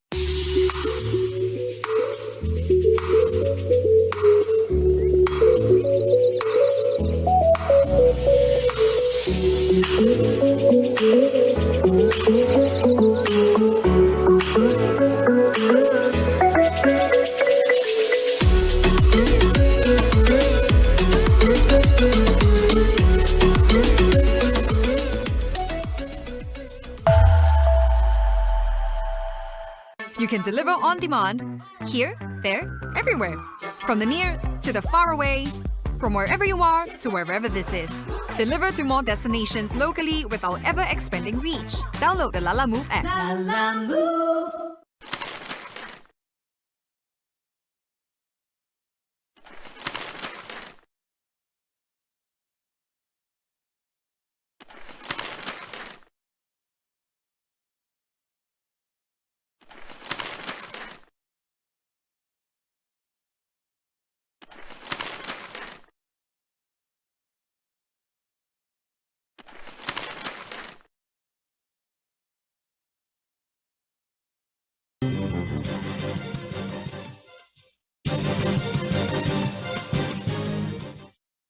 Nagbabalik ang CLTV News. At sa iba pa mga nangungunang balita, umakyat na po sa 8 ang bilang ng mga nasawi sa malagim na road crash na nangyari sa Lubao, Pampanga isang araw matapos ang Pasko. Nananatili na namang suspendido ang operasyon ng operator ng minibus na sangkot sa naturang aksidente. Narito ang report.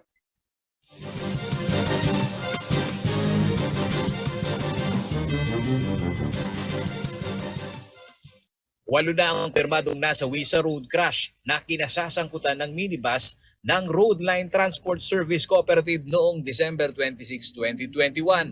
Matatandaang bumangga sa isang tricycle at mga pedestrian na nakastandby sa waiting shed sa Barangay San Isidro sa bayan ng Lubao, Pampanga. At ayon kay Atty. Jennifer Rodriguez, ang hearing officer ng LTFRB Region 3, isa sa 4 na kritikal na pasahero ng bus na naisugod sa JBL ay nasawi. Kaya umakyat na ito sa 8 ang all accounted na casualty sa road crash. Yes, 8 na sila. As of nung Monday nga na nag-hearing kami, yung isang critical daw is, ayun, unfortunately, hindi na kinaya. So, bali 8 na ngayon yung patay doon sa aksidente na yon. And then may, as per doon sa report din naman sa akin ng mga respondent, yung chairman ng company, may mga naka-hospital pa, yung iba daw critical. So hindi ko pa sure yung number talaga, pero yung definite number ng mga namatay is 8 na. Hindi makakabiyahe ang 17 unit ng Road Line Transport Service Incorporated sa ilalim ng preventive suspension na ipinataw ng LTFRB na 30 araw. Batay sa unang hearing na nangyari sa unang linggo ng taon, kinakailangan munang maipresenta ng operator ng bus ang maayos na pag-claim sa death insurance benefit ng mga pamilya ng nasawi at nasugatan. Pinapamonitor ko, sinabi ko sa kanila na kailangan wag nilang papabayaan. Which is sabi naman nila is ginagawa naman daw nila lahat ng paraan para matulungan lahat ng mga nasaktan, yung mga namatayan, and then yung insurance, nilalakad na rin. Kasi number 1 priority namin yan, isa sa mga kailangan nilang isubmit sa amin na dapat na ibigay yung insurance benefits. Bukod sa roadworthiness inspection sa 17 bus unit, kailangan din umanong mai-account ng kooperatiba ang mga tsuper na pumapasada. Ito'y upang matiyak na hindi lamang ang mechanical inventory ng mga tumatakbong PUV ang masigurong roadworthy, kundi pati na ang mga professional na driver ng mga ito. Paolo G. Santos, DATV News. Abiso po sa mga babiyahe patungong Subic Bay Freeport, mahigpit pong ipinatutupad ng Subic Bay Metropolitan Authority o SBMA ang no vaccination, no entry policy upang mapigilan umano ang higit na pagkalat ng COVID-19. Para sa mga hindi pa bakunado pero may mahalagang pakay sa Subic, dapat pong magpakita ng negative RT-PCR test result na kinunan 24 oras bago po ang pagbiyahe. Narito ang detalye ng balitang yan.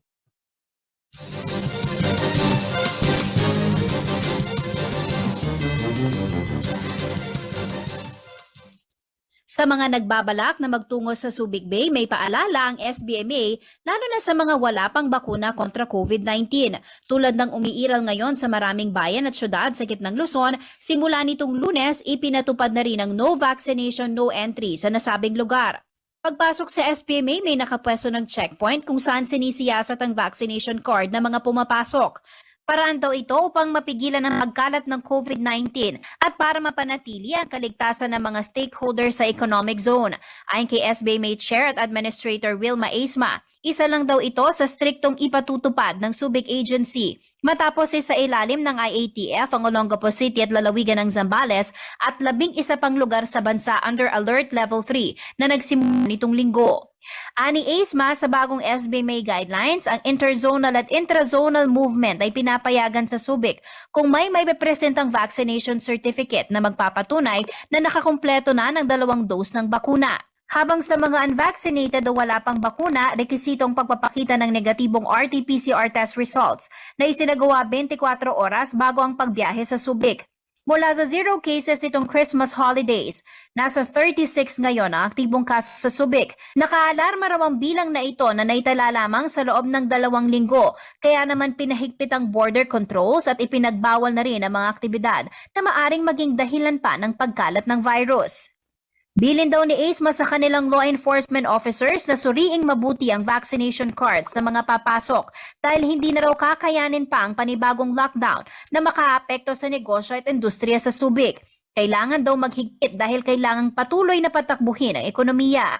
Dagdag pa ni Aisma, itinuturing nilang high risk ang interzonal travel dahil 8 sa bagong COVID-19 cases sa Freeport ay mga residente na napaulat na bumiyahe sa Metro Manila, habang ang 5 ay bumisita rin daw sa ibang lugar sa labas ng Freeport. Samantala, bukod sa pagre-require ng vaccination card sa gate ng SBMA, nilimitahan din ang access sa mga public areas para lamang sa mga fully vaccinated individuals. Jennifer Salenga, CLTV News.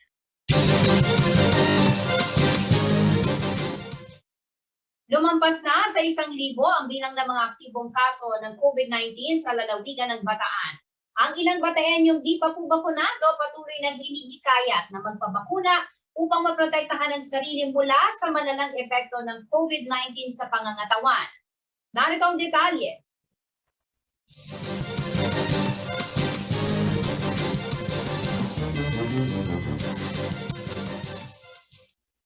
Nagpapatuloy ang pagtaas ng bilang ng mga tinatamaan ng COVID-19 sa lalawigan ng Bataan. Halos kada araw nadadagdagan ng listahan base sa COVID-19 bulletin ng Provincial IATF. Sa pinakahuling ulat ng Provincial Health Office, nasa mahigit 1,000 na ang aktibong kaso ng COVID-19 sa Bataan. Ang 183 dito ay mga bagong kasong naitala sa loob lamang ng 1 araw. Sa bilang na ito, pinakamarami ang nagmula sa bayan ng Limay, sinundan ng lungsod ng Balanga at Orani. Lahat ng bayan at syudad sa Bataan may aktibong kaso na. Iniulat ni Governor Albert Garcia ngayong Martes na nangunguna ang Balanga City sa talaan ng mga may aktibong kaso sa pagkakaroon ng 258 na kaso. Sinundan nito ng Limay na may 165 cases, Mariveles 144, may 132 naman ang dinalupihan, 102 sa Orani, may 88 cases sa Samal, 49 sa Orion, 47 sa Abukay, 41 sa Pilar, may 35 kaso naman sa Hermosa, 24 sa Morong at 15 sa Bagak. Nasa 30,646 na ang kabuang bilang ng mga nagpositibo sa COVID-19 sa lalawigan. May 3 ring naitalang nasawi sa araw na yon dahil sa naturang virus. Nasa ilalim ng Alert Level 3 ang lalawigan na tatagal hanggang January 15.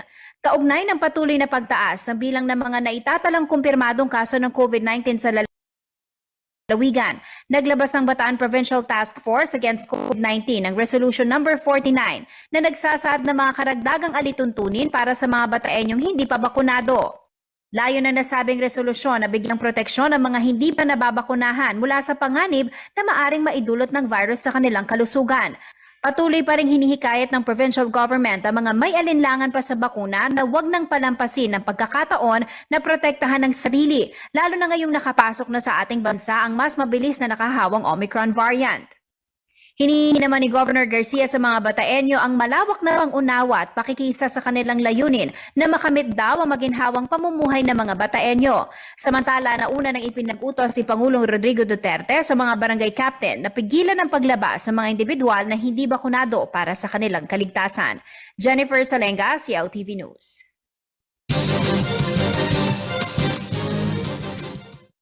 Sa pagbabalik ng CLTV News.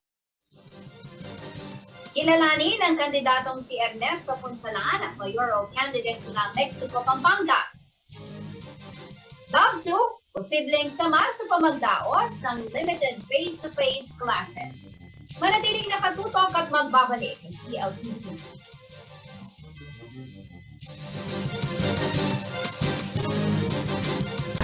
Ang wasto at regular na paghuhugas ng kamay ay ang pinakamabisang paraan para makaiwas sa COVID-19. Sundin lamang ang mga simpleng hakbang. Hugasan ang inyong mga kamay gamit ang sabon at tubig. Kuskusin mabuti ang inyong mga kamay. Magsimula sa palad hanggang sa pagitan ng mga daliri at likod ng kamay. Gawin ito sa loob ng 20 segundo. Panlawang mabuti ang inyong mga kamay at patuyuin ito gamit ang malinis na tuwalya. Laging tandaan, ang tubig ay sandata laban sa COVID-19. Ugaliing maghugas ng kamay sa wastong pamamaraan. Ang paalalang ito ay hatid sa inyo ng Prime Water.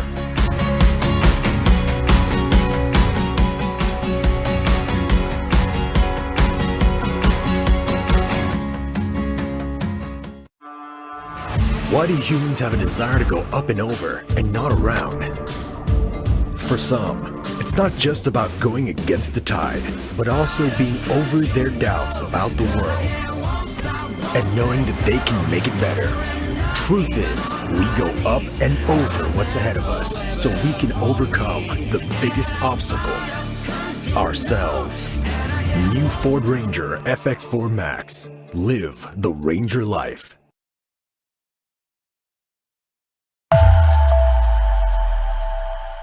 Can deliver on demand on any vehicle, from motorbikes to trucks, from city sedans to spacious vans.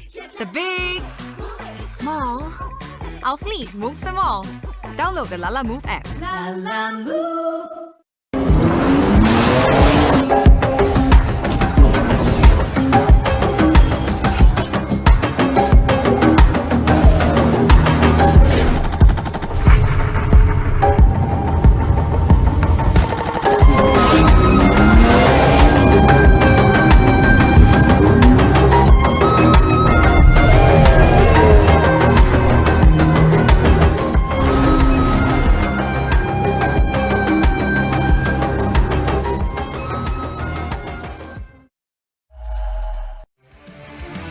In the Philippines, one of the first non-life insurance companies that established its head office outside Metro Manila emerged. Strength, integrity, and with a proven track record of service in the countryside. Join the journey to our 3rd decade. Corporate Guarantee. We value our commitment. Reliable auto service brought closer to you at the Clark Freeport Zone. Laos Auto Services, your professional multi-brand service center, is right in your midst. It offers general jobs for repair and maintenance, body paint and detailing, collision repair and body works. Laos Auto Services at Clark Freeport is backed up by highly trained technicians, specialists in auto paint, detailing, body works and collision repair. Laos Auto Services, your professional multi-brand service center. Open Monday to Saturday from 8:30 a.m. Located along Manuel A. Rojas Highway, Clark Freeport Zone. For inquiries, contact 045-499-8080 or 0908-819-8080.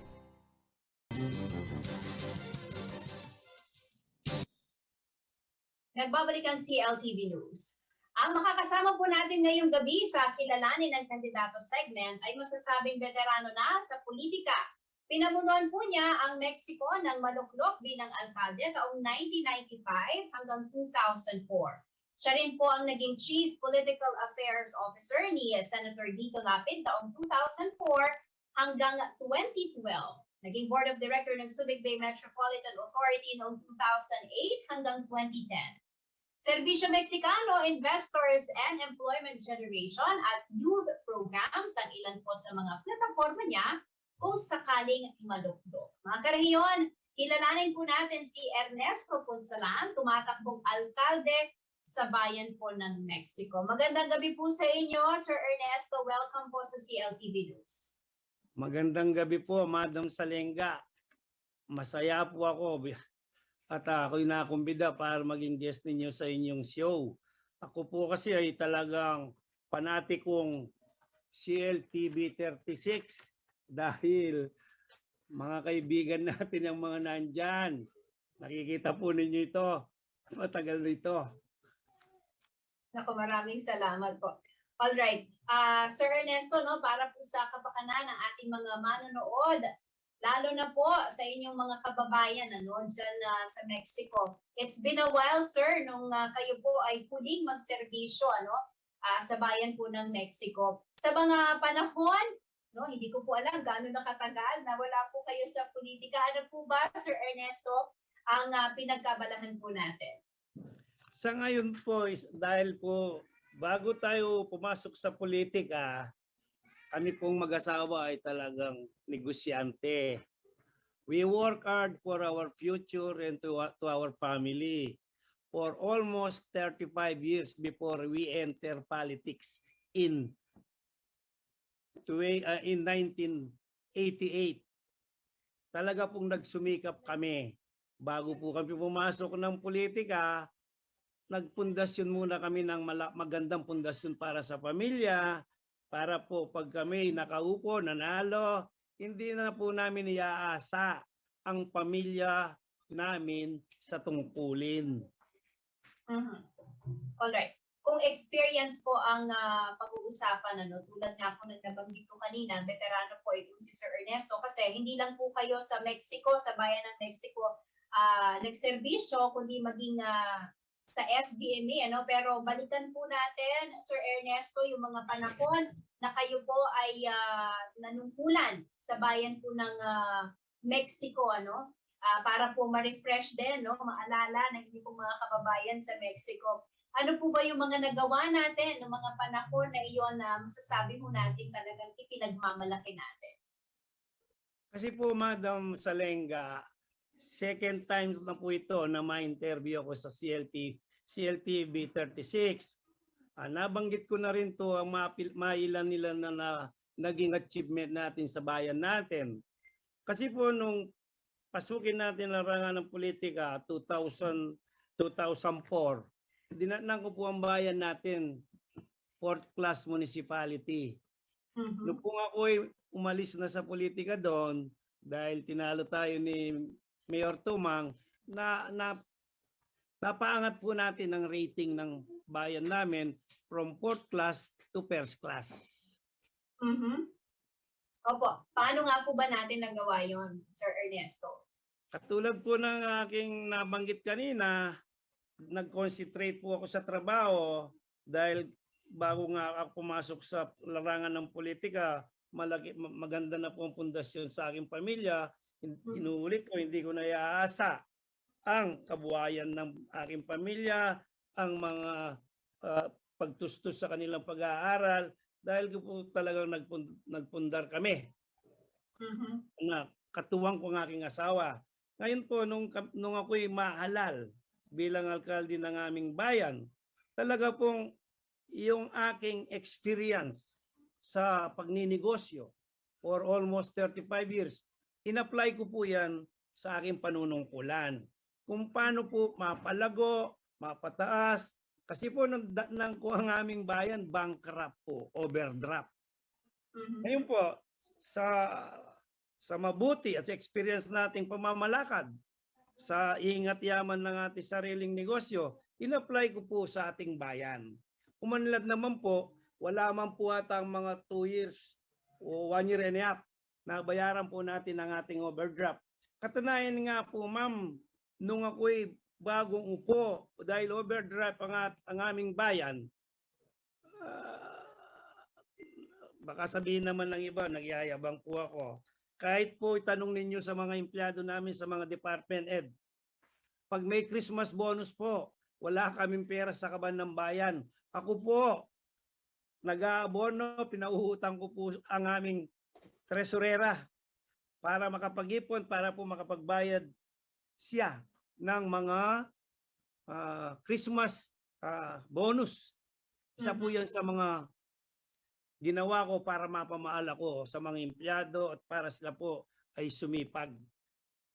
Iyon po ang magandang experience ko na napataas ko nga ang uri ng aming bayan from 4th class to 1st class.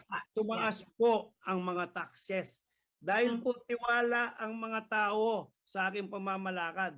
Kasi po siguro for the first time in history in our town, ako lang po ang naging alkalde na daily, weekly, yung pong pera ng aming munisipyo, ng kabanambayan namin, nakapost po yan sa entrada po ng munisipyo namin.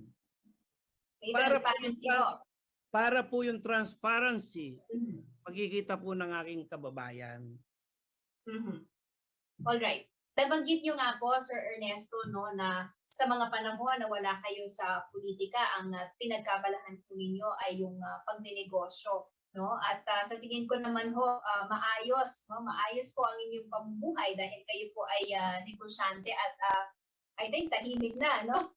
Pero bakit po tayo nagdesisyon, Sir Ernesto, na bumalik po at tumakbo ngayong 2022, sir? Alam po, Madam Salenga, kaya po ako bumalik at lumaban muli. Actually po si Parent Teddy, mahal ko po yan. Si Mayor Tumang. Inabol ko po ng kapitan yan. Inabol ko pong ABC, wala pong kalaban. Meron po siyang 2 kalaban, pinakiusapan ko para umatras. Napagbigyan naman po ako dahil yung mga kalaban niya, nagseserbisyo po ako sa kanila, lalo sa mga barangay nila. Kaya, nasabi kong mahal ko si Mayor Tumang, imagine ma'am, tinulungan kong kapitan, tinulungan kong maging ABC na walang kalaban, nanalo siyang presidente, wala pong kalaban. Ganyan ko po kamahal si Mayor Tumang. Kaya lang po, sa mga nakaraan na panahon na ewan ko ano ang dumating sa isip niya na parang nasa kanya na ang posisyon eh. Ako, nagninegosyo na lang muna ako eh. Yung sabungan namin, yung building namin, yung pong sabungan namin, nang mag-mayor si Mayor Tumang, hindi po nabuksan. Within 9 years po straight. At pong nakabukasyon. Ewan ko, nakatulong naman ako sa kanya eh. Minahal ko naman siya. Ewan ko kung anong iniisip niya. Baka iniisip niya palagi yung comeback ako. Pero iniintindi ko siya dahil nga protege ko siya. Kahit 2 beses niya akong tinalo, okay lang sa akin. Kaya lang po, nitong nakaraang mga panahon, since 2006, 2007, meron pala siyang audit sa COA na nililiim niya sa mga Meksikano. 29 criminal graft charges ang nagsampa po ng kaso, ombudsman, dokumento po galing ng Commission and Audit. Nasa ano po yan ngayon, Sandigan. Tapos po, hindi pa siya nasiyahan. Meron naman pong lumitaw na COA audit, 39 million point 2 na anomalous, disallowances, disadvantageous to the government and to the money of Meksikano. Okay. Nakadalawa po siya. Wala pong nakakaalam yan. Naaliyah yan. Opo. Sir Ernesto, with this discovery, ano po ang kinalaman nitong mga natuklasan po ninyo sa inyo pong desisyon na tumakbo? Kasi po, noong po ako'y nanunungkulan, wala pong ganun. Katunayan nga po, for 3 terms kung bilang alkalde, pagmayabang na po namin ko na nagkaroon pa po ako ng Plaque of Appreciation bilang award sa Commission and Audit. Tapos po, year 2010, 2013, pinahodit po siya ng nakaupong Vice Mayor Roy Manalastas, Konsehal Manalo, Konsehal Roding Gonzales, Konsehal Rex Calma. Pinahodit po siya. Iyan po, documented po yan. Nasa atin yung dokumento. Ngayon po, lumitaw po sa audit. Dumating po yung audit team composed of 6 professional na degree holder. Okay. Kung di ko po magkakamali, 2 lawyer.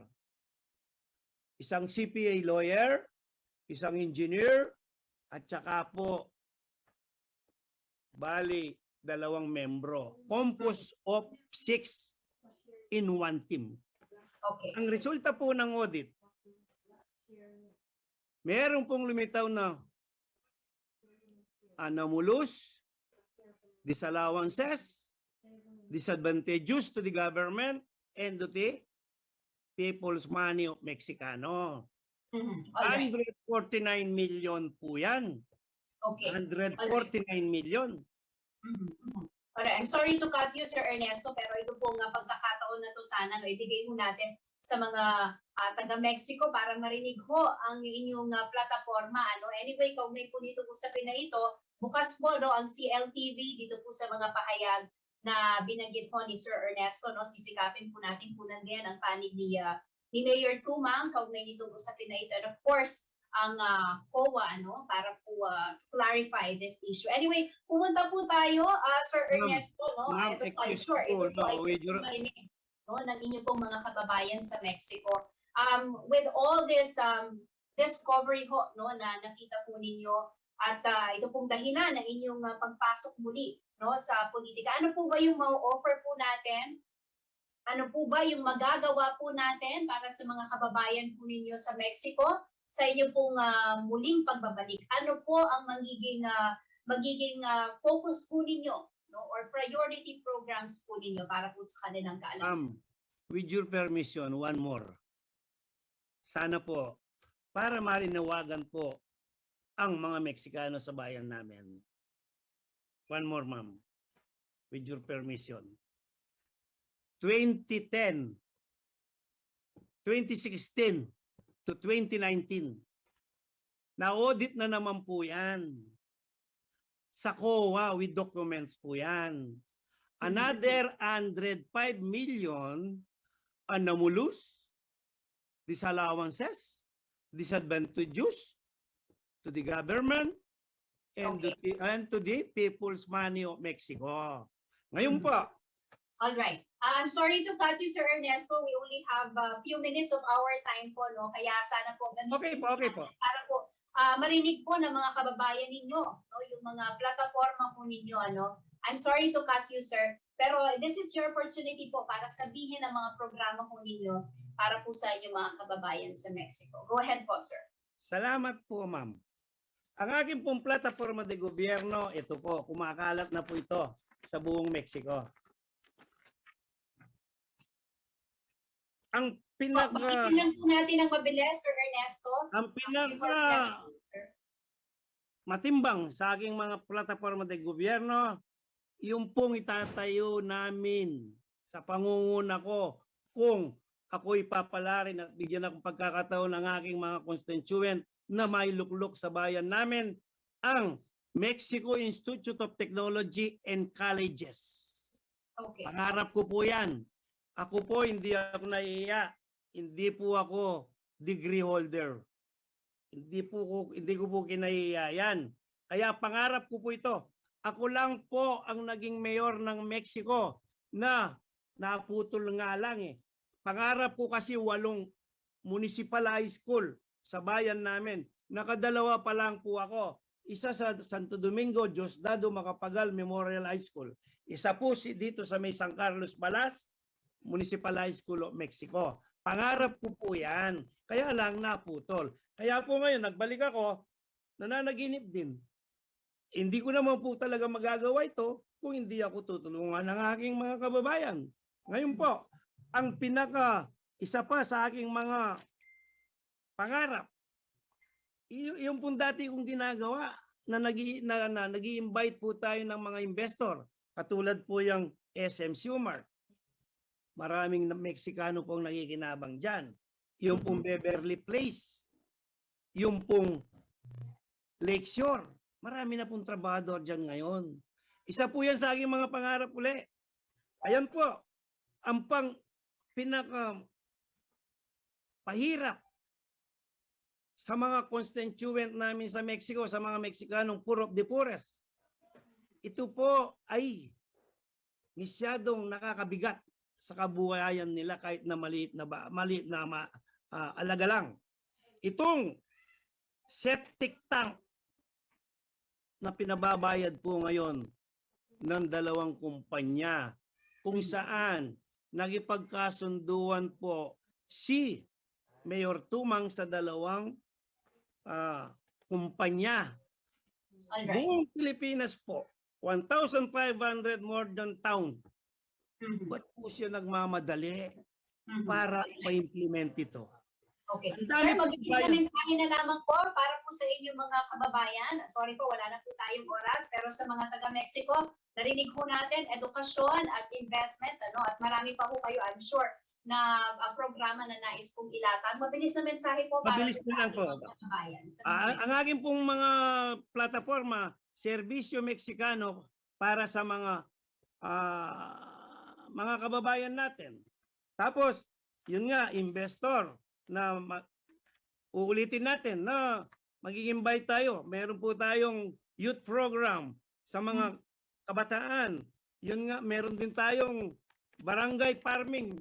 Katulad, kokopyahin ko po yung ginawa ng Gapan. Napakagaling, napakahusay. Yung kay Eming Pascual. Meron po tayong Women Youth Empowerment. Sa Peace and Order po, sanay po tayo dyan. Hindi ko sinasabing matapang ako. Pero ano pong panahon natin, wala pong extrajudicial killing kimba sa bayan natin. Ito pa pong pinakamaganda. Ang ating oras, Sir Ernesto, siguro po, we will invite you, sir, once again sa ating po mga programa dito sa CLTV. Anyway, magpapaalam na po ako sa inyo. Maraming salamat po sa inyong panahon. Sa mga taga-Mexico, narinig po natin ang ilan sa mga plataforma de gobyerno ni Sir Ernesto Ponsalan. Good luck po sa inyong kandidatura. Salamat din po, Madam Salenga, yung panahon. Mga karehiyon, mayoral candidate po ng Mexico, Pampanga, Ernesto Ponsalan. Samantala sa ibang balita, bagamat inanunsyo na ng Commission on Higher Education na pwede nang magsagawa ng limited face-to-face classes para Para sa mga selected degrees sa mga lugar na nasa ilalim ng Alert Level 3, sa Marso pa planong buksan ng GovSU ang kanilang mga silid-aralan. Pinaghahandaan pa raw kasi nila ang muling pagbabalik ng mga estudyante at nais raw nilang matiyak na walang magiging aberya sakaling simulan ang limited face-to-face classes. May detalye ng balita niyan si Mario.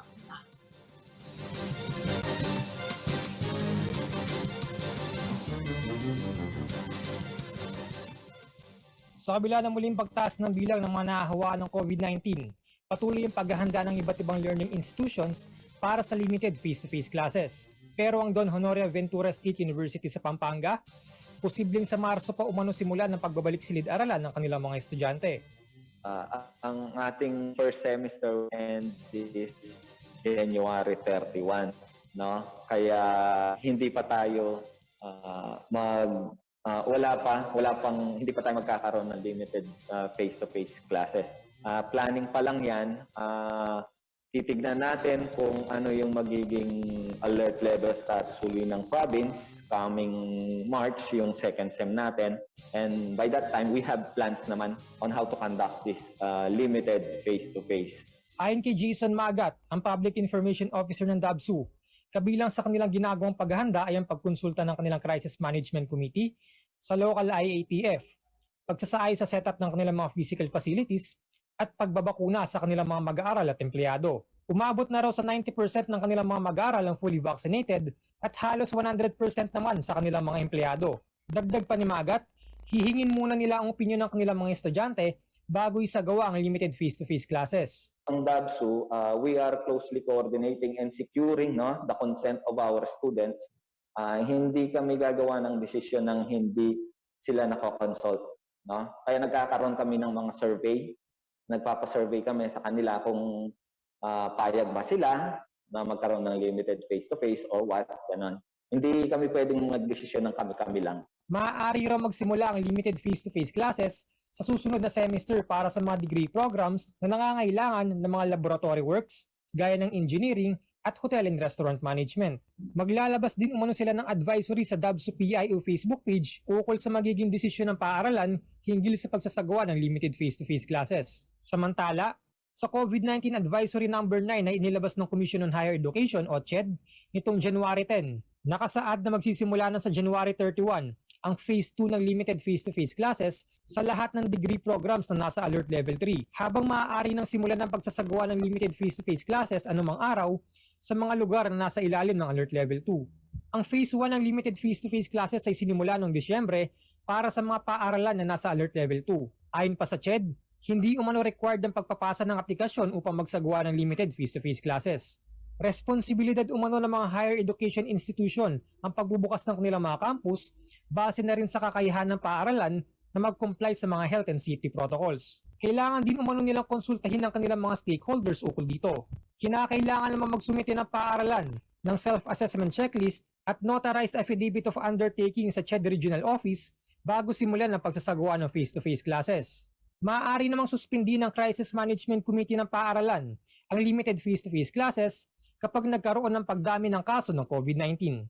Marion Lozano, CLTV News.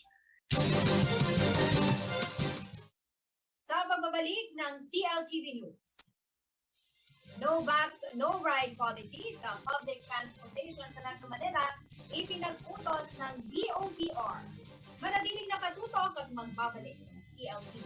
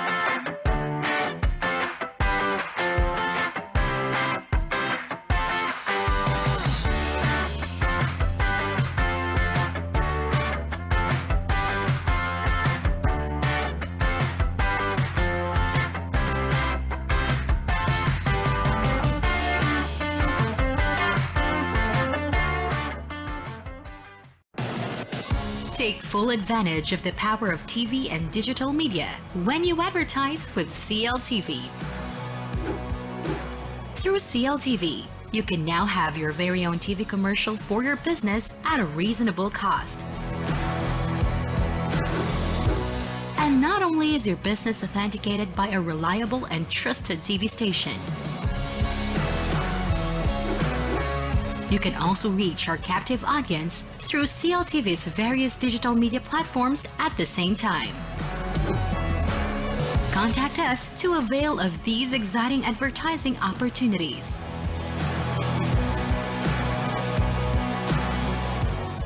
Para malabanan ang COVID-19, ang kailangan natin ay tama at totoong impormasyon, hindi fake news. Huwag ka agad maniniwala sa nababasa at naririnig. Ang pagkalat ng mga maling paniniwala tungkol sa COVID-19 ay nagdudulot ng panik, takot at maling desisyon. Laging i-double check kung saan nanggaling ang nabasa o narinig. Maging mapanuri at i-share lamang ang tamang impormasyon. Sa wastong pag-iingat, ang virus hindi kakalat. COVID-19, kayang-kaya nating tapusin. Mga impormasyong matikal na makatutulong sa pangangalaga ng inyong katawan. Dagdagan ng inyong kaalaman sa tulong ng mga health experts mula sa Philippine Heart Association Central Luzon. Let's Talk Heart to Heart, tuwing Sabado, alas 8 ng gabi, dito lamang sa CLTV. Next on Business Unusual. What does it take to be a successful entrepreneur? Take a look back at the story of Mr. Joliver Mapiles on Biz Insider. Featured on Biz Labs, Instagram-worthy Korean-style studio cafe. Look no further and visit Cafe BOM in Clark, Pampanga for a South Korean cafe experience. Japanese food cravings in the city of San Fernando, Pampanga? Bring your family and friends and head on to Ramen Sekai. Let's get down to business with Nicolette Henson Hizon this Wednesday, 7 p.m. Tune in to CLTV or catch your live simulcast on our official Facebook accounts. Business Unusual, only here on CLTV.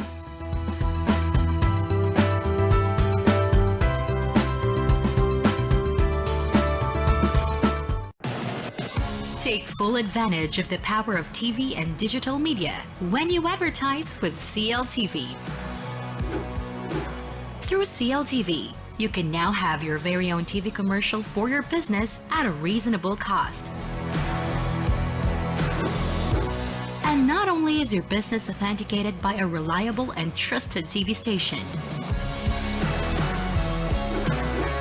you can also reach our captive audience through CLTV's various digital media platforms at the same time. Contact us to avail of these exciting advertising opportunities.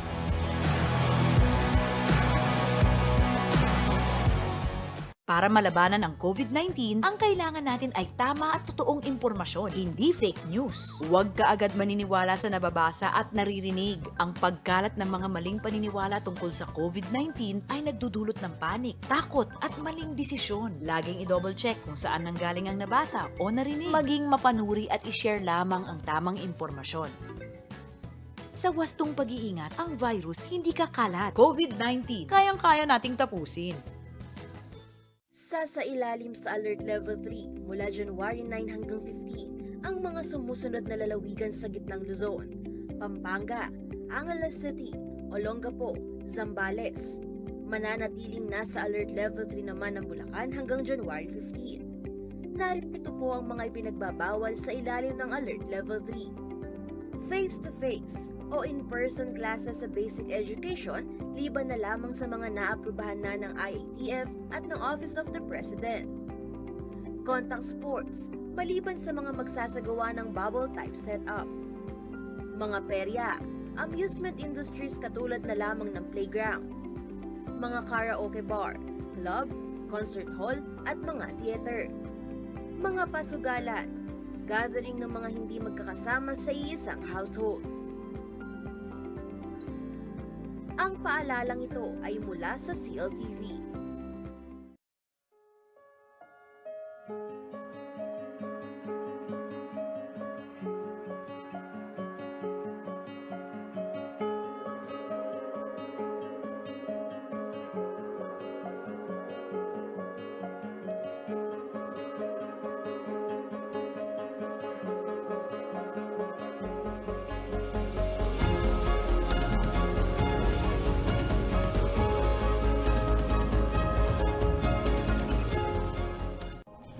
nabakunahan na, maaari na bang itigil ang pagsusuot ng face mask, face shield at iba pang minimum public health standards?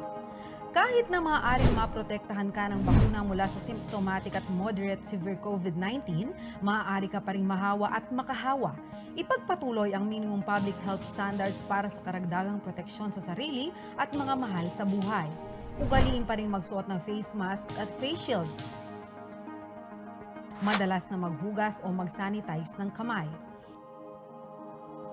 Iwasan ang matataong lugar at laging dumistansya ng 1 metrong layo sa isa't isa.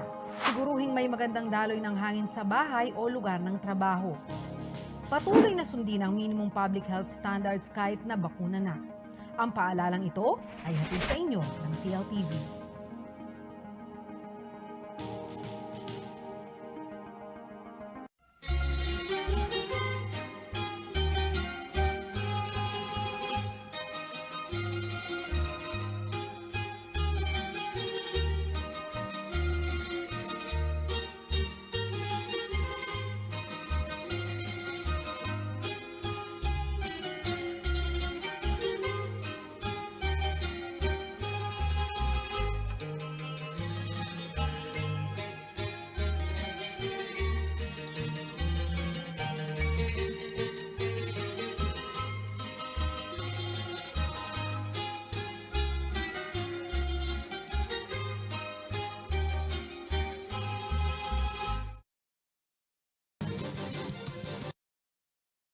Nagbabalik ang CLTV News. Alamin naman po natin ang magiging lagay ng panahon mula kay Ginoong Manny Esguerra, ang Chief Weather Forecaster ng Pag-asa Pro.